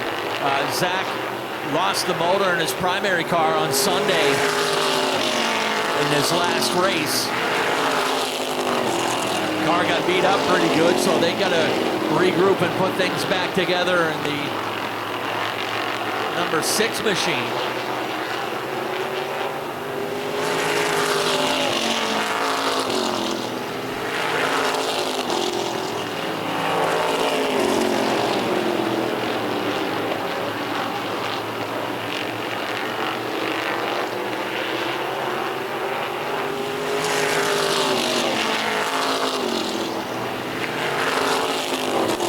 Tucker in the 79 trying to hold off Zach Bowie in a 2-car battle.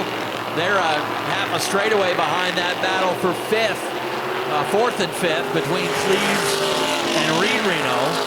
Reed picking up perhaps the biggest win of his career with a pass modified win last Saturday. But he is really loose in that white number 77 coming out of the corner.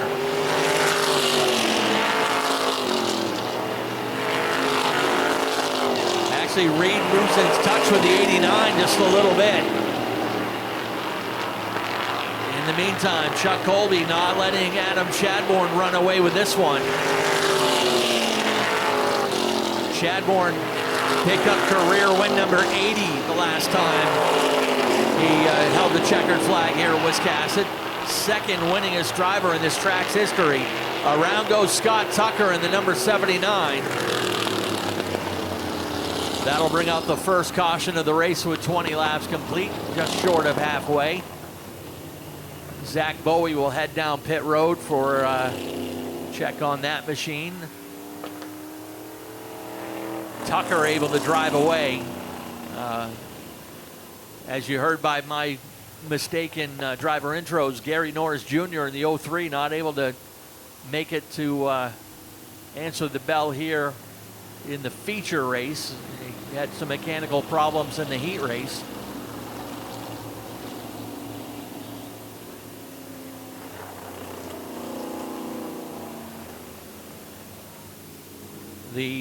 We're kind of heading toward the home stretch of the 2025 season here at Wiscasset Speedway. This is week 20. So we look ahead to next weekend as we'll be back in action. After this doubleheader weekend, we'll be back here with Group 1 in action, as we'll have Pro Stocks again. Super Streets will have double features next week. 2 30-lap features for the Goslin Insurance Super Streets. Crate Mods will be in the house again, 4-cylinder Pros and Thunder 4 Minis. And that'll be our makeup event for Group 1 Fan Appreciation Day will be next Saturday. So we'll have kids' bike races and driver autographs again next Saturday. It was originally supposed to happen in late June, but it got rained out much like much of the month of June and May. So that was actually the night that Slugger was supposed to be here, but we got rained out. So next week we'll be making up Group 1 Fan Appreciation Day. So keep an eye on the website for all the details.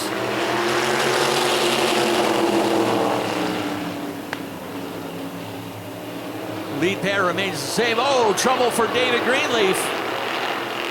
Spins it on the backstretch and backs it up to the ledge.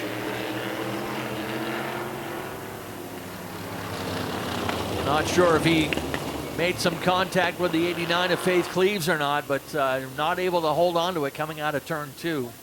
So we remain at 20 laps complete.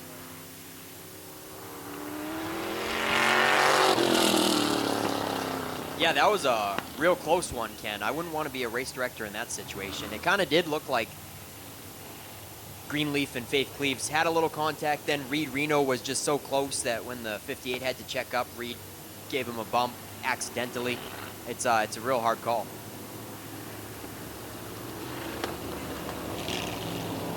But just before that caution, Reed Reno had been trying all that he could on the outside of Faith Cleaves to no avail. And so he was certainly trying to take advantage of that restart situation being on the inside of Faith. And Greenleaf probably not real happy about the call. Evidently they're saying it's just a one-car incident there, and Greenleaf has to go to the back. Yeah, it looks like he might have been adjusting the steering wheel perhaps, but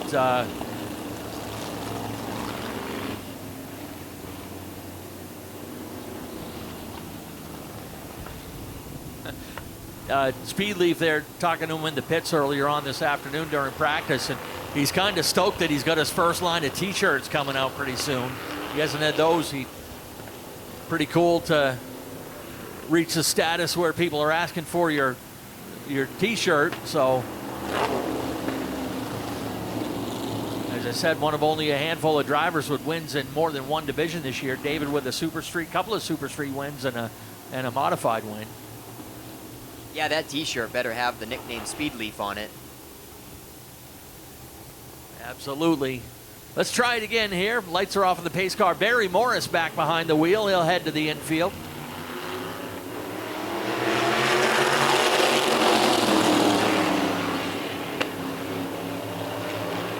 Lead pair remain the same. Everyone else moves up a spot, so Faith Cleaves restarts in third. But Reed Reno showing some speed, got into the back of Colby. Around goes the 44 of Jeff Meserve as traffic kind of bunched up in turn 4. Meserve pays the price. They did get one more lap in the books on that one.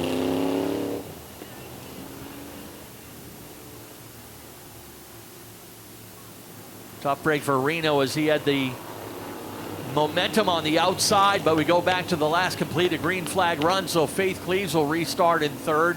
Reed Reno has to reset it on the outside in fourth.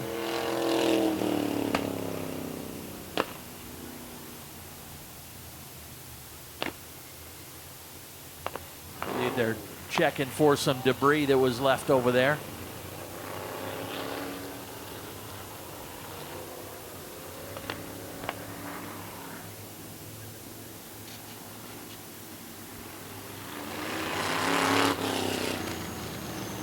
David Greenleaf heading down pit road.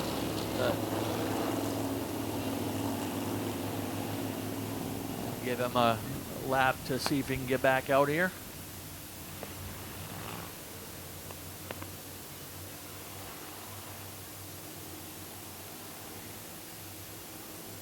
Aaron Cadwell taking care of the debris put down.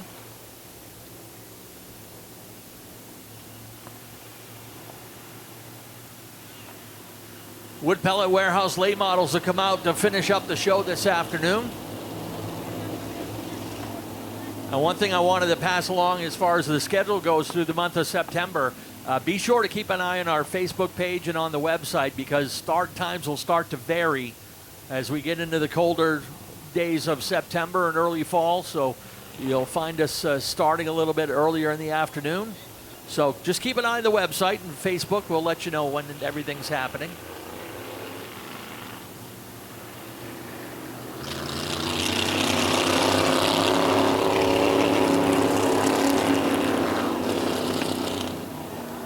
Yeah, just as you mentioned, was it Group 1 Fan Appreciation Night? It starts at 4.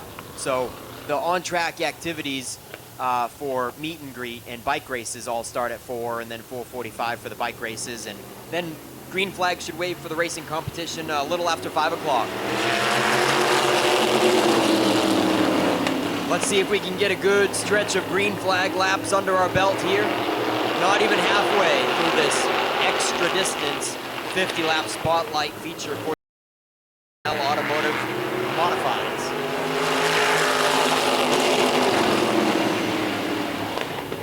And Colby is going to thread the needle across the nose of the 89 and get to the inside to try to pick up the draft on Adam Chadbourne, while they still duke it out for third. Faith Cleaves on the bottom. Reed Reno pushing cushion on the top side. Not where Reed Reno wanted to be. He's already been here before the first caution and had no success on passing Faith Cleaves. It doesn't look like he's going to make it happen this time either. Reed Reno falls back in line. What is plan B going to be for Reed Reno? He's going to hound every move on Faith Cleaves and see if she might make a slip up. We're halfway. 25 laps in, 25 to go. We got a tire rub on Zach Bowie's black number 77. The right rear is pushing up a little smoke there.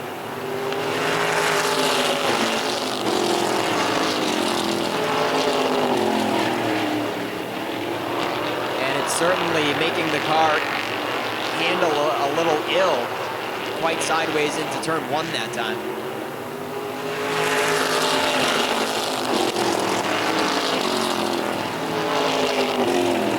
Possibly somebody got into the Nerf bar, pushing the bars ahead and rubbing on the tire there.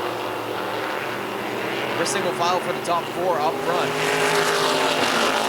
Adam Chadbourne has led every lap of this race. Chuck Colby following his every move, and we'll see if he is saving something for the end, as it is an extra lap, extra distance race. And possibly some tire-saving strategy for the 87 coming into play. Faith Cleaves holding off Reed Reno. Reno is right up tight on the back bumper. Just can't make any progress on the top side. He is hoping that somehow, one way or another, the inside line will open underneath Faith Cleaves. 20 laps to go, 30 laps complete.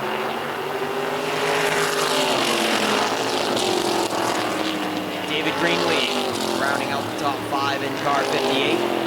Chuck Colby losing ground on Chadbourne. And that tire rub situation has forced Zach Bowie to head to the pits.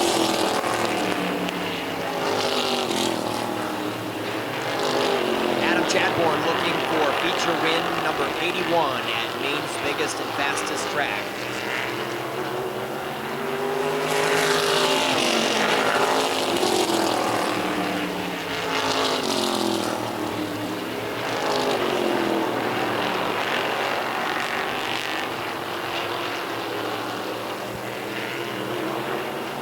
Chuck Colby with a pile of second place finishes this year to that very car ahead of him.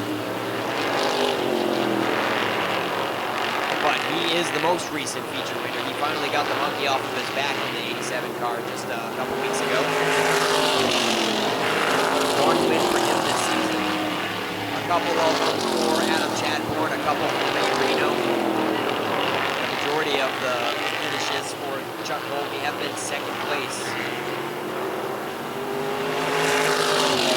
And we got 14 laps to go as Reed Reno makes another effort on the high side. Slight tire rub, it looked like going into one there. Reed Reno's got to keep it down as low as he can and crowd Faith Cleaves down.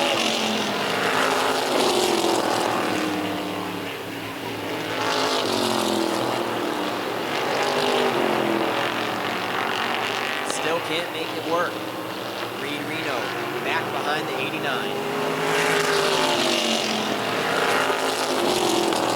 David Greenleaf rounds out 5th. And Jeff Meserve in the 44 makes up 6th. Last car on the track. Like we said earlier, we did have 9 cars here. Gary Norris in the 03 unable to answer the bell for the feature, unfortunately. Zach Bowie has taken the inside issues on the 77, as well as Scott Tucker in the 79 has parked the inside for the remainder of this race. We're inside the final 10 now. That battle for third starting to heat up. Reed Reno lays the bumper to Faith Cleaves.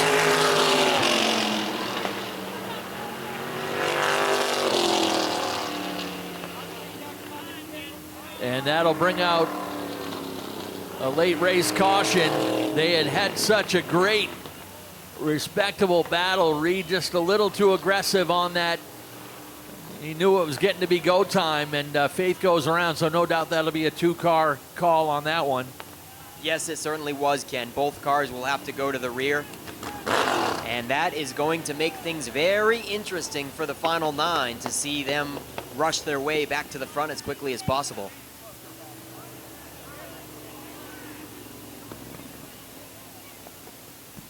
So look at David Greenleaf. He has taken a couple trips down pit road and some spills, causing a yellow, and he finds his way back up to 3rd.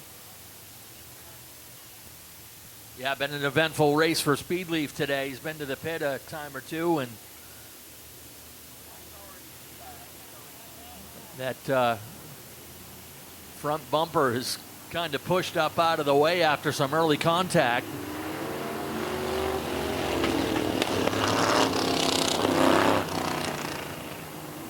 So lead pair remain the same, but now Greenleaf back in the picture with Jeff Meserve to his outside.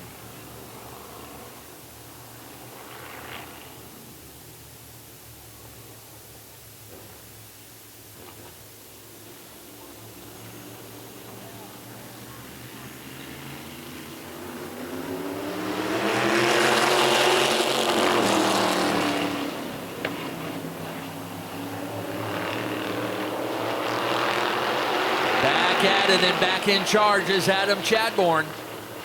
Colby right to his back bumper. Keeping an eye on Cleves and Reno. See which one of them might be able to get back to the top three. And hey, guess what? They're side by side again. They have not left each other's company this entire race.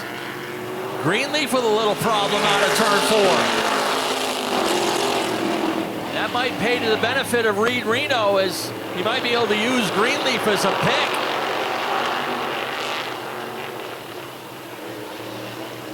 Inch by inch around the outside. Next time by to be 5 laps to go. Chadbourne, Colby, who is going to take third? Reno carefully picking his way around the outside. Oh! Heavy hit coming out of turn number 4.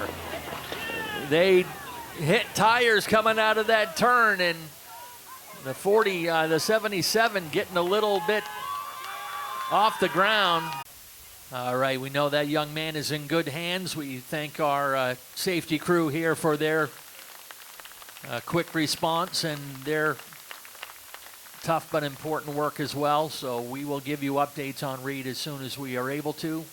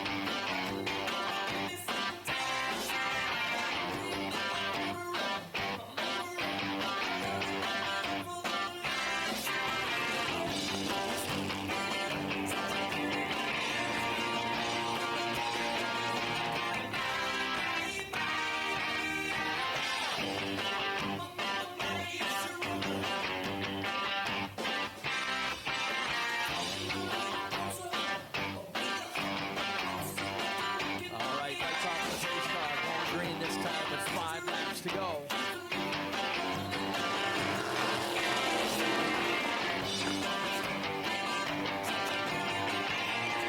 Colby got a good jump, but quite clear the one. They stay even up out of turn 4. Colby has the lead that time by 27 thousandths of a second.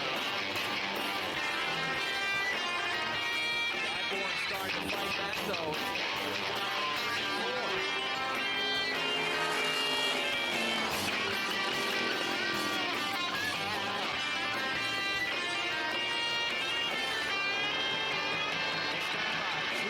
To go on the number 1 of Adam Chadbourne and the 87 of Chuck Colby.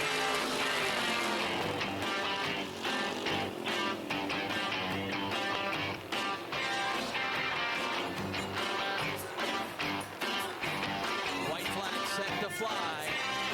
One more time around.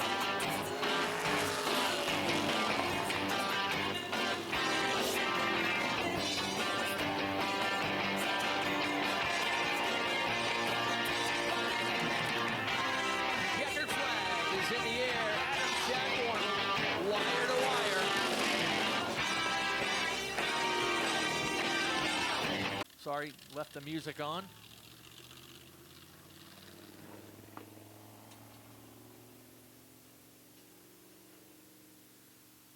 A little bit going on, sorry about the music.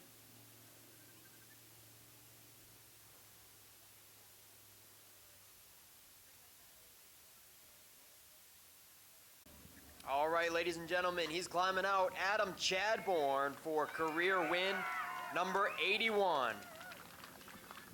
at Wiscasset Speedway. And man, Colby just followed your every move. You guys are just so evenly matched. I don't think you can get two cars that are any closer than you guys, Adam. Yeah, it was a good run between me and Chuck. I'm glad things worked out. We got the new car today, and it was fast. Yeah, that's right. You've been relying on Old Faithful recently, haven't you? Yeah, we put this in the corner. Had to think about what it's been up to. We brought it out today, and it's worked out. So. All right, why don't you rattle off some people that helped get you here? Man, all right. So thanks, everybody, for coming. I hope Reed's okay. I hate to see anybody get hurt racing. Central Main Seal Coating, Dresden Takeout, Kathy's Corner, Lynn Springs Service, Midcoast Glass and Windows, Oliveri Subaru Repair, Montwig Restaurant, Norm's Used Cars, Shoreline Detail Pros, Koenig's Auto Clinic, Shop to Shore, Bearded Builders, Wiscasset, Bath, and Booth Bay Napa. And I got to thank my crew. They're here every week, helping me get this thing dialed in. So. All right, Adam Chadbourne, ladies and gentlemen, beats out Chuck Colby. And yeah, Chuck, the end there, you had a good run on the outside, then looked like you tried the crossover a little bit, but this guy just wasn't making any mistakes, was he? Not this time. No, we did good. I was trying to put a little pressure to him to try to make him mess up, and he did a few times, but not enough for me to get it in there safely. So we did good, and he's always been fast, so it's fun to race with him. So. All right, Chuck, who do you want to thank tonight? Colby's Auto Center and Tire, Joey, Zach, Dad, Mom, Casey. I want to thank Riley's Well Drilling and Dresden Texaco. So, thanks. All right, Chuck Colby, ladies and gentlemen. With runner-up honors tonight, and Faith Cleaves is joined by family and crew. Solid run. It's been 2 years since you've been in the top three for the mods, Faith. How's it feel? Feels really good. It sucks what happened, but we've deserved this one for sure. I'm happy to be back up here. Yeah, I've certainly seen you with all kinds of ups and downs, so you definitely deserve this motivational booster. Who do you want to thank on the 89 ride? It's been a while. You might get to go around with me. Take the mic. All right, have at it. Tom Moulton Paving, Curtis Lawn and Yard Care, Anderson Landscaping, Maine Coastal Protection, Pat's Pizza, Ken and Roxy Farley, Ben Tinker, Yankee Yard Works, Bobcat Sales, Frank's Truck Cats. And I think that's it for sponsors. Got to thank my dad, my mom, my boyfriend, my sister, who isn't here today, and all my fans and friends that come to watch. All right, Faith Cleaves, ladies and gentlemen. It's been a couple years since she's been able to talk on that microphone, so let her feel welcomed. Let's get these guys in front of the one for some top three photos in Coastal Auto Parts Napa Victory Lane. And we got one more feature still to come to cap off night number one on Boss Hogg race weekend. Back to you, Mr. Minot.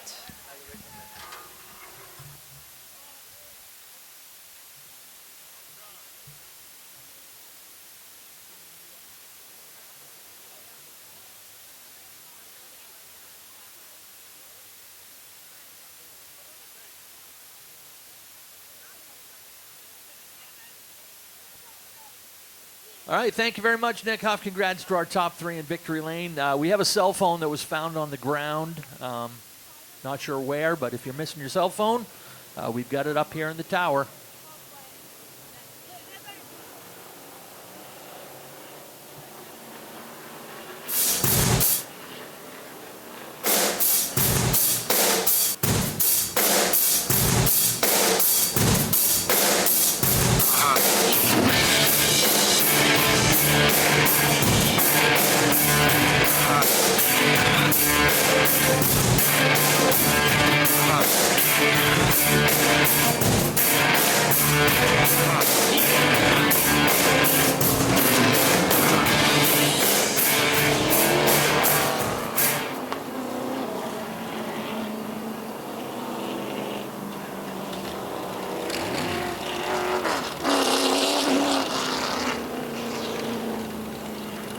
Final feature of the afternoon is the Wood Pellet Warehouse Late Model Sportsman.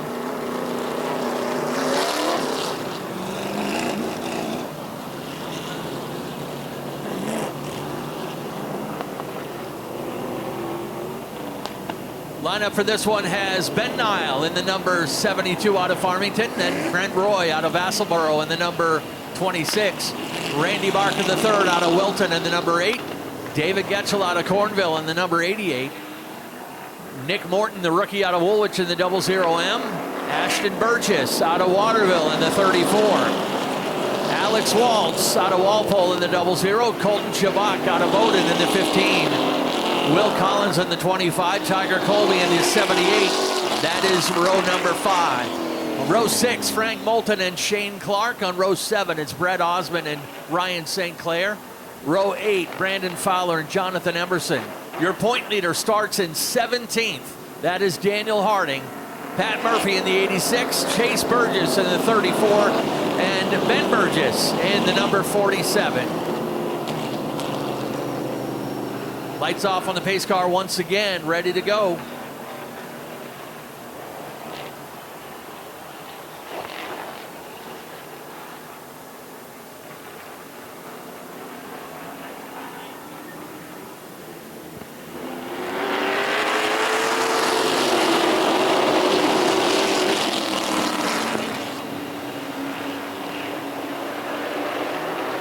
Ben Nile jumps out to a big lead already. Randy Barker quickly disposed of and dropping back on the outside.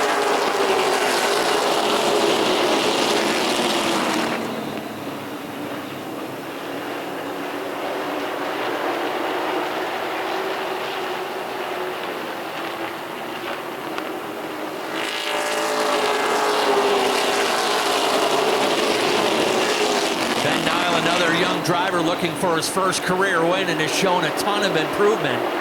He's leading Brent Roy and David Getchell 1, 2, and 3.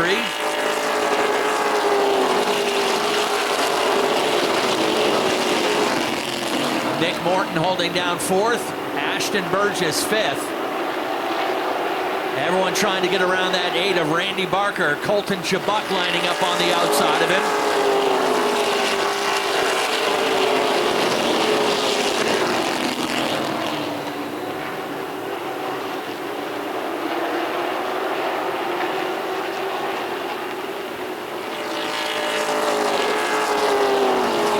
Colby able to get out around. That inside lane is getting log jammed, and Alex Waltz is caught behind along with Frank Moulton and Brett Osmond. They are shuffling further back as the leaders get it, as the field goes out around the number 8.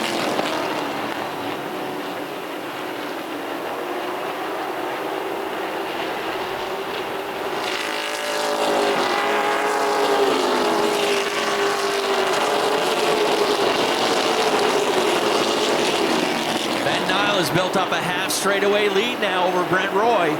Brent starting to get pressured by the 88 of David Getchell.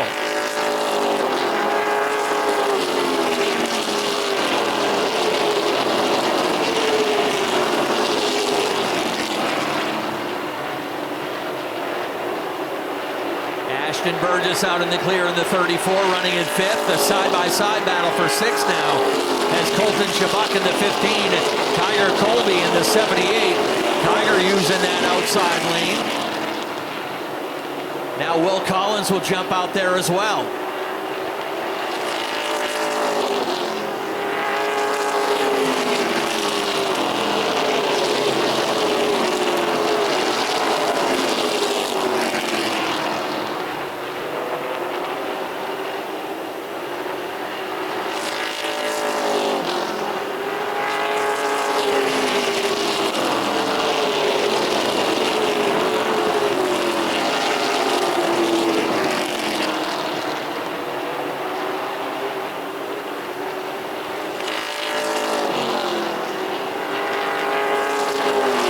Using up a lot of the racetrack on the high side of Brent Roy in the 26.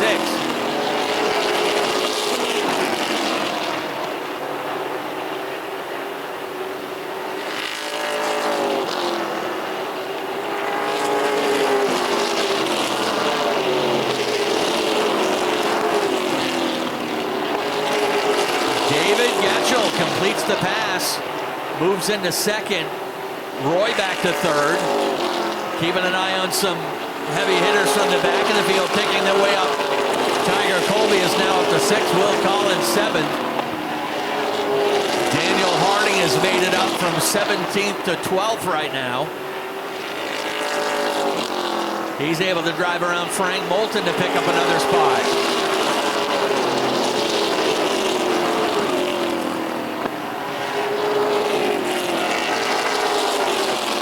Ben Nile has built up a 3.5-second lead now over David Getchell.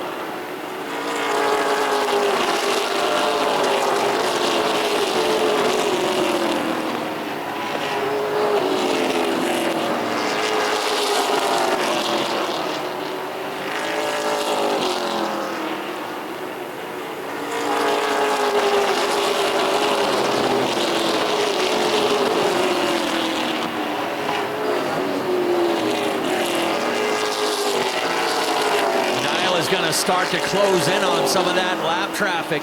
Pat Murphy's the first one in the crosshairs.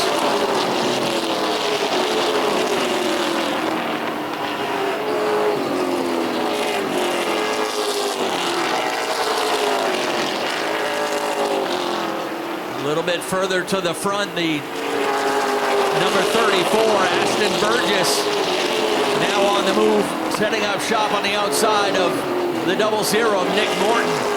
We're halfway, 20 laps down, 20 laps to go. And it's go time for some of these drivers further back in the field.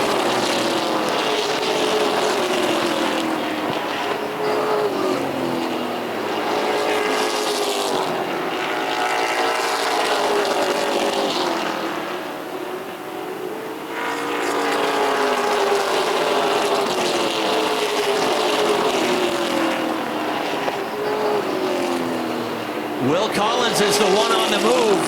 Collins continuing to work that high lane, setting up shop outside of Ashton Burgess.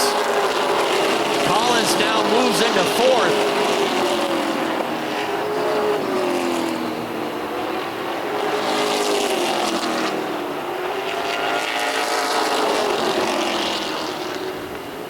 Will started this race back in ninth, but got hauled to the back of the field from the 8 car early on, and now he's had to race his way back up. Now knocking on the door for third.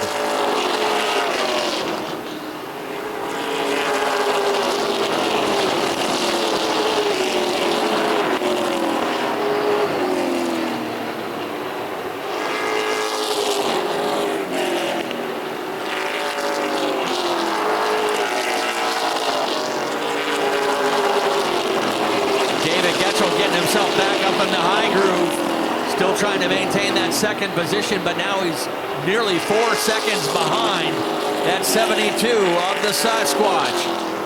Ben Nile.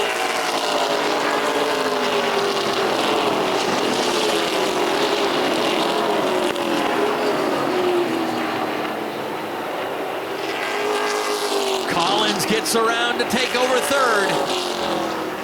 He's the fastest on the track right now. 2/10 faster than the lead pair, and now working on second behind David Getchell. A lot of open racetrack ahead for Ben Nile.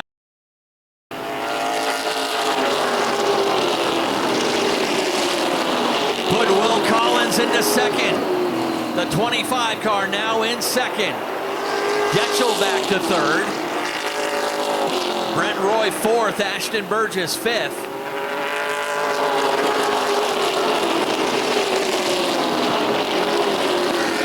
Work their way by that 8 car of Randy Barker. 10 laps to go for Nile.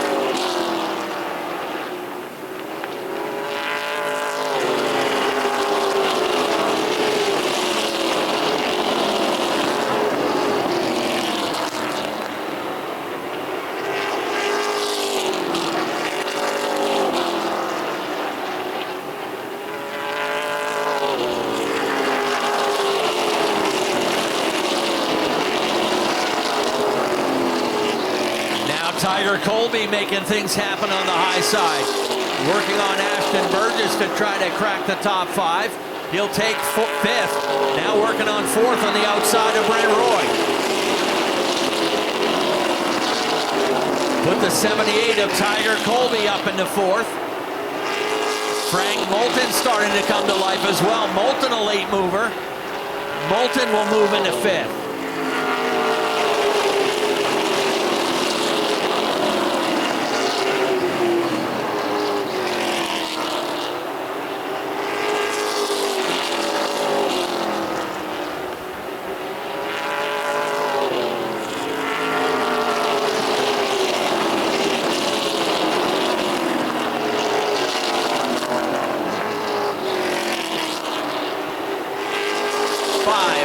To go. Ben Nile started on the pole and certainly not hoping for any cautions as it has been smooth sailing for the 72. Ben Nile has turned the fastest lap of the race with a 15.78.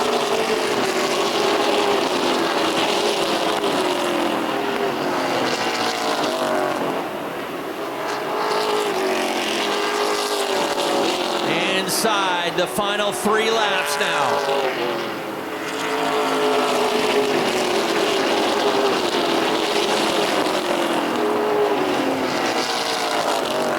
This time by 2 laps to go for Ben Nile. Will Collins just a little bit faster, but running out of time. 4 cars in a 3-car battle now for the 3rd and final podium spot. White Laundry flies. 1 more lap. 3rd place is still up for grabs. Will Daniel Harding's podium streak end? Will Getchell get his first podium in 3 years? Tiger Colby sneaking up the inside. Up front, Ben Nile will get his first Wiscasset win.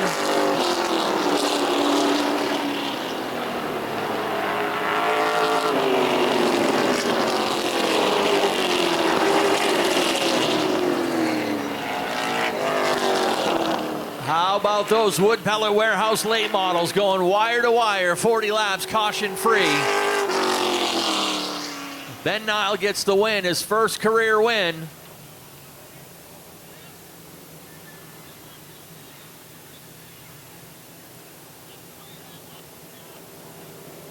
Will Collins from 9th up to finish 2nd. Tiger Colby beating out David Getchell at the line for 3rd. Getchell settles for 4th.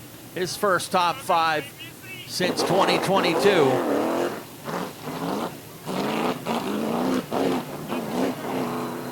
Frank Moulton from deep in the field as well. Moulton started 11th, made a late move to come in to finish in 5th.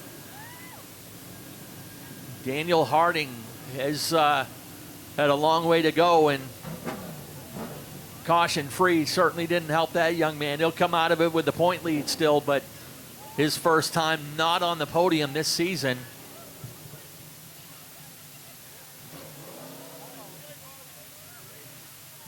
We invite you to stick around for one more celebration here in Coastal Auto Parts Victory Lane.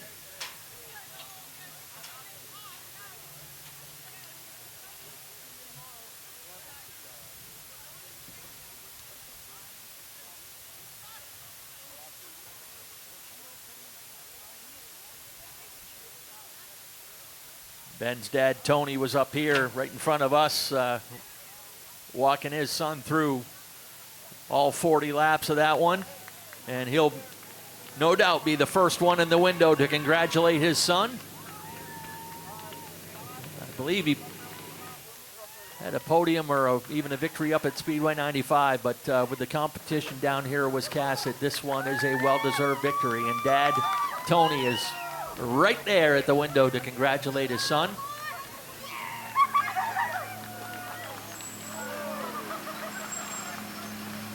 Will Collins parks it in P1.5.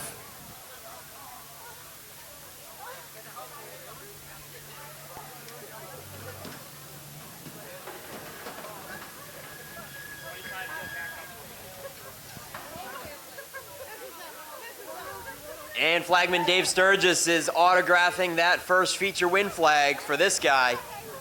Ben Nile's gonna get to take home one of those as well. We gave away 2 today. One to Kerrigan Glazier and one for Ben Nile. Let him hear it, folks.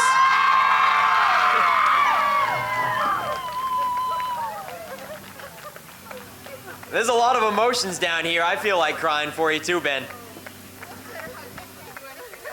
Sasquatch, they call him. First ever win at the track, first ever win in a late model at any track. He's been to a couple tracks, racing late models on and off for a few years. And man, Ben, I mean, I know you started on the pole and everything, but you actually turned the fastest lap of the race over anybody too, so it wasn't a fluke. You guys got this thing dialed in. Well, first and foremost, for anything else, I feel for the Renos. I hope Reed is okay and hope he comes back as soon as possible. Secondly, you know, this is probably one of the most emotional wins that you could have. My grandmother was terminally diagnosed this past week. My great-grandmother was terminally diagnosed this past week. My grandfather just went on to hospice as well. So it's not been a good couple of weeks, but our season we've had with this car has also not been great. So to finally get the DTP Transport, HSR, Down East Chassis Works, Colebrook Trailers, All States Construction Chevrolet in Victory Lane, it's finally. Yeah, Ben, awesome run. I know you thanked a couple sponsors just now, but I'm sure that there's some crew members maybe that you want to thank as well, and any other sponsors. Oh, absolutely. Also, we have Mom Strong on here for my grandmother, Nitro Designs that did the wrap, my old man, my mother, my girlfriend. All of them have believed in me for all these years and watched me try to get to this point. My aunt and uncle that came tonight, my girlfriend's father come and helped us, Tim and June coming down and help us. It takes a village to get a race car going, and our little village in New Vineyard finally brought one home. All right, congratulations, Ben Nile. Takes the late model finale on Boss Hogg race weekend, and Will Collins, man, it was lots of threading the needle to get through that traffic, wasn't it? And I'm sure you were quite relieved when you broke free and had some clear track ahead. Yeah, I broke free. I was a little too patient coming through traffic with guys, but once I got free, he was just too far gone. Needed a caution. Yeah, man, very unlikely to have a late model race like that go caution free. Were you pretty surprised yourself? I was. Once I got to second, I'm like, come on, something happened. I need one bad, but nothing happened, so it is what it is. All right, yeah, you've got to win this season. You're having a decent run here in the second half. Who do you got to thank on the 25 ride? My mom, my dad, my wife, my boys, all the guys in the pits come every week. Can't thank them enough. Main Tone, LNS Concrete, Beckett's Auto, Swiss Storage, Eaton Construction. And I'm going to figure this out. We're getting better. Second will have to do for tonight, but we'll be back. Are we seeing you make a run in the Boss tomorrow? Yeah, we're going to come out and try it. I mean, we kind of understand where we stack up with that car, so it's more of a kind of survive the race. Hopefully we can get a decent run out of it. All right, Will Collins, ladies and gentlemen, settles for runner-up honors this evening. Oh, man, and I feel for Dave Getchell over there. I know he can hear me on the mic. Dave Getchell almost had a third-place run for him, but this cat, Tiger, I think he pretty much snatched it away on the last lap. It was a thriller for sure. Yeah, I had to do something. This thing has been going like complete crap for the last 3 or 4 weeks, so we took up to Jeff Taylor. We made some adjustments before the feature. It's kind of helped it, but we're going in the right direction, so I think we'll be back up there pretty soon.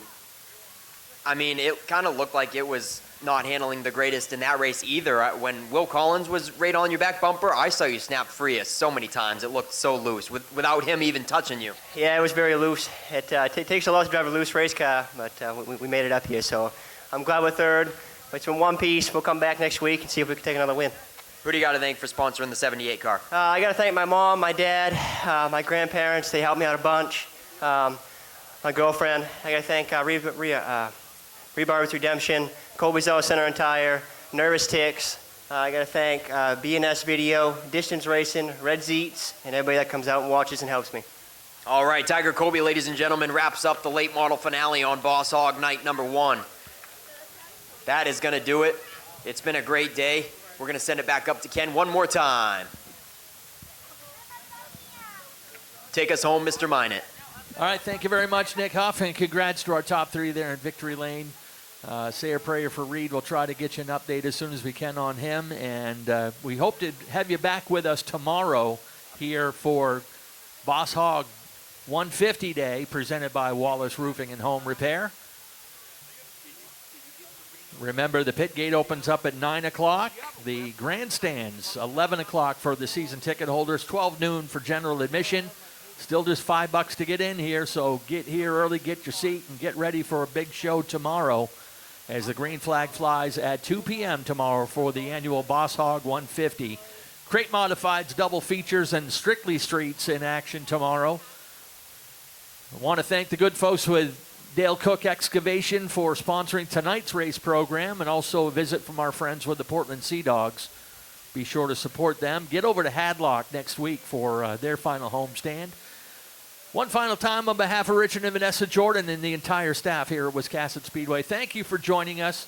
We'll see you tomorrow.